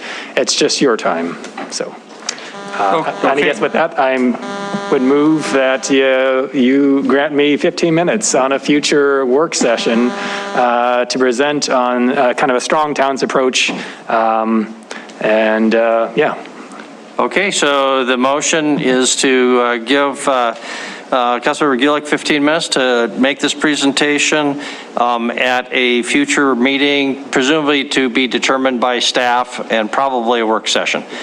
So is there a second to the motion? Councilmember Repsis makes a second. And now discussion on the motion. You heard Councilmember Gulick, Councilmember Joy, and Councilmember Boyette. Thank you. Just a question. Would this be during our council discussion time, or is this an agenda item? Thank you. I think the intent would be a discussion time at the end, and not something that would have a public hearing, I don't believe. I think the assumption would be it would be at a work session, but here I'm going to, since we'd asked, my understanding is the motion would turn it to staff to find a time. Exactly. Why don't we ask the city administrator, since he's the keeper of the agenda, what he would propose? So Mayor and Council, at the end of the day, I don't think it matters. I mean, if the council says, yeah, let's have this discussion for 15 minutes or half an hour, whether it's under discussion or I put it on the agenda, it's going to be an agenda item that we identify so the public knows what the conversation is. And you're not limited on what you can do with it, whichever way it sits on the agenda.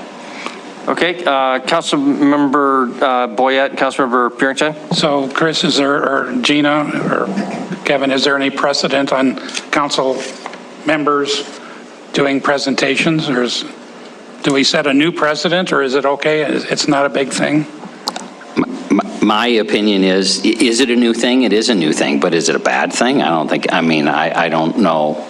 Ultimately, it's up to you guys. I mean, I certainly don't see a net. You've got a resource. You are all bring yourselves to the table. In this case, you've got an architect amongst you who wants to share a philosophy and data relative to what's happening here. So, how you want to open or close that door when Councilmember Gulick approached me with it, I mean, why not? If council, I've never sought to be a barrier to you guys talking about the things you want to talk about, particularly in your work sessions. Now, your council meetings get pretty stacked up with business that has to be done, but the work sessions have more flexibility. I want you pleased with what you're doing it though.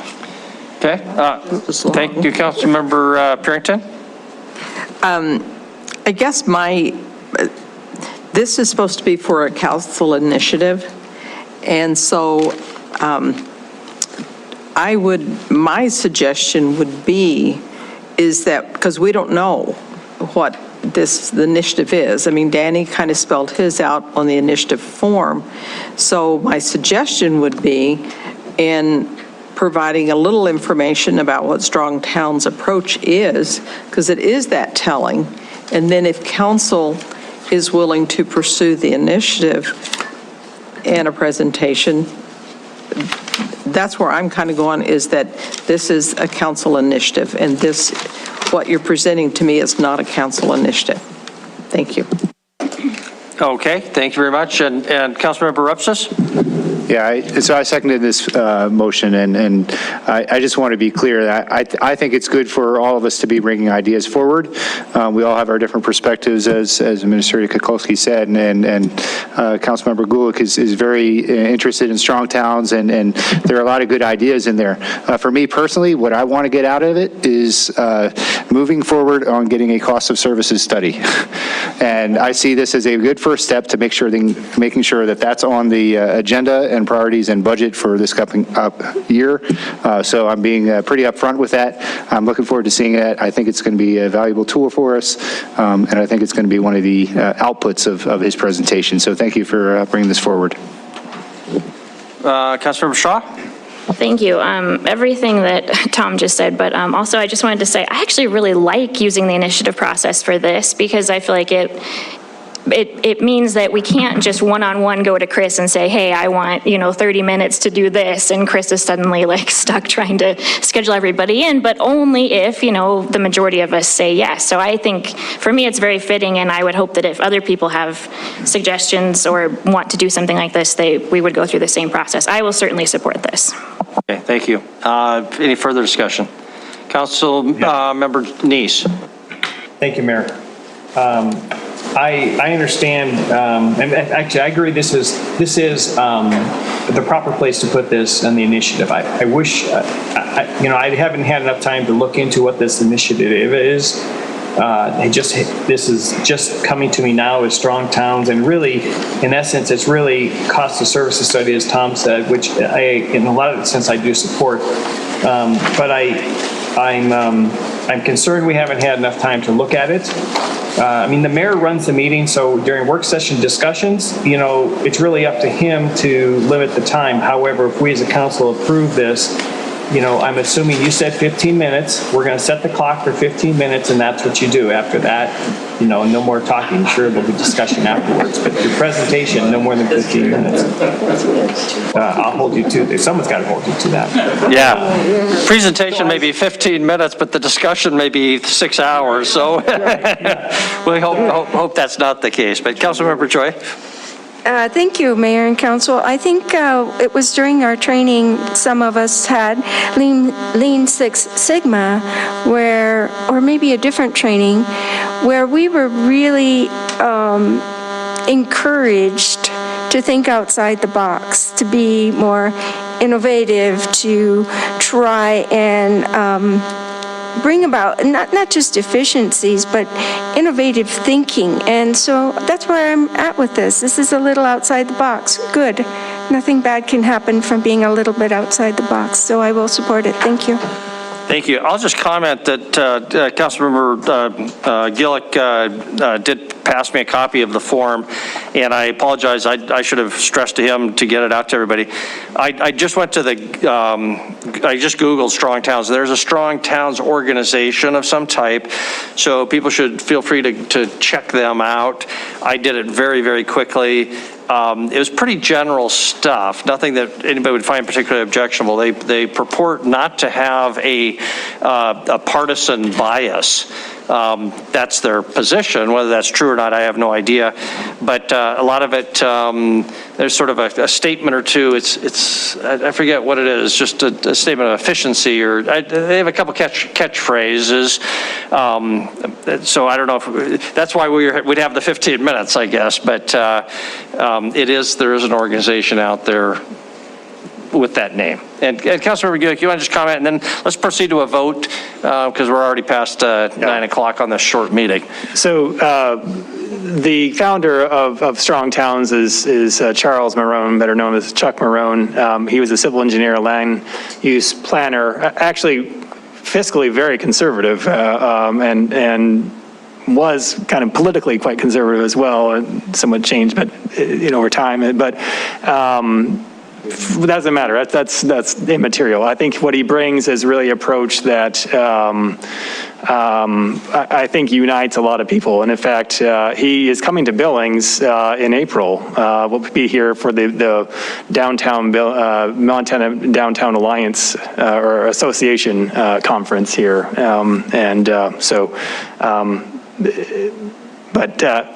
one of the asks that would come out of this 15-minute presentation is a cost of services study. Yes, thank you. Okay. All right, thank you. Councilor, are we prepared to vote? No further discussion? Okay, so motion is to give Councilmember Gillick 15 minutes in simple terms. Staff to determine kind of the format, when and how and on what agenda. Okay? All in favor of the motion, say aye. Aye. If opposed, nay. Motion passes unanimously. Thank you very much. Any other council initiatives? No. Council, we are adjourned. Good night.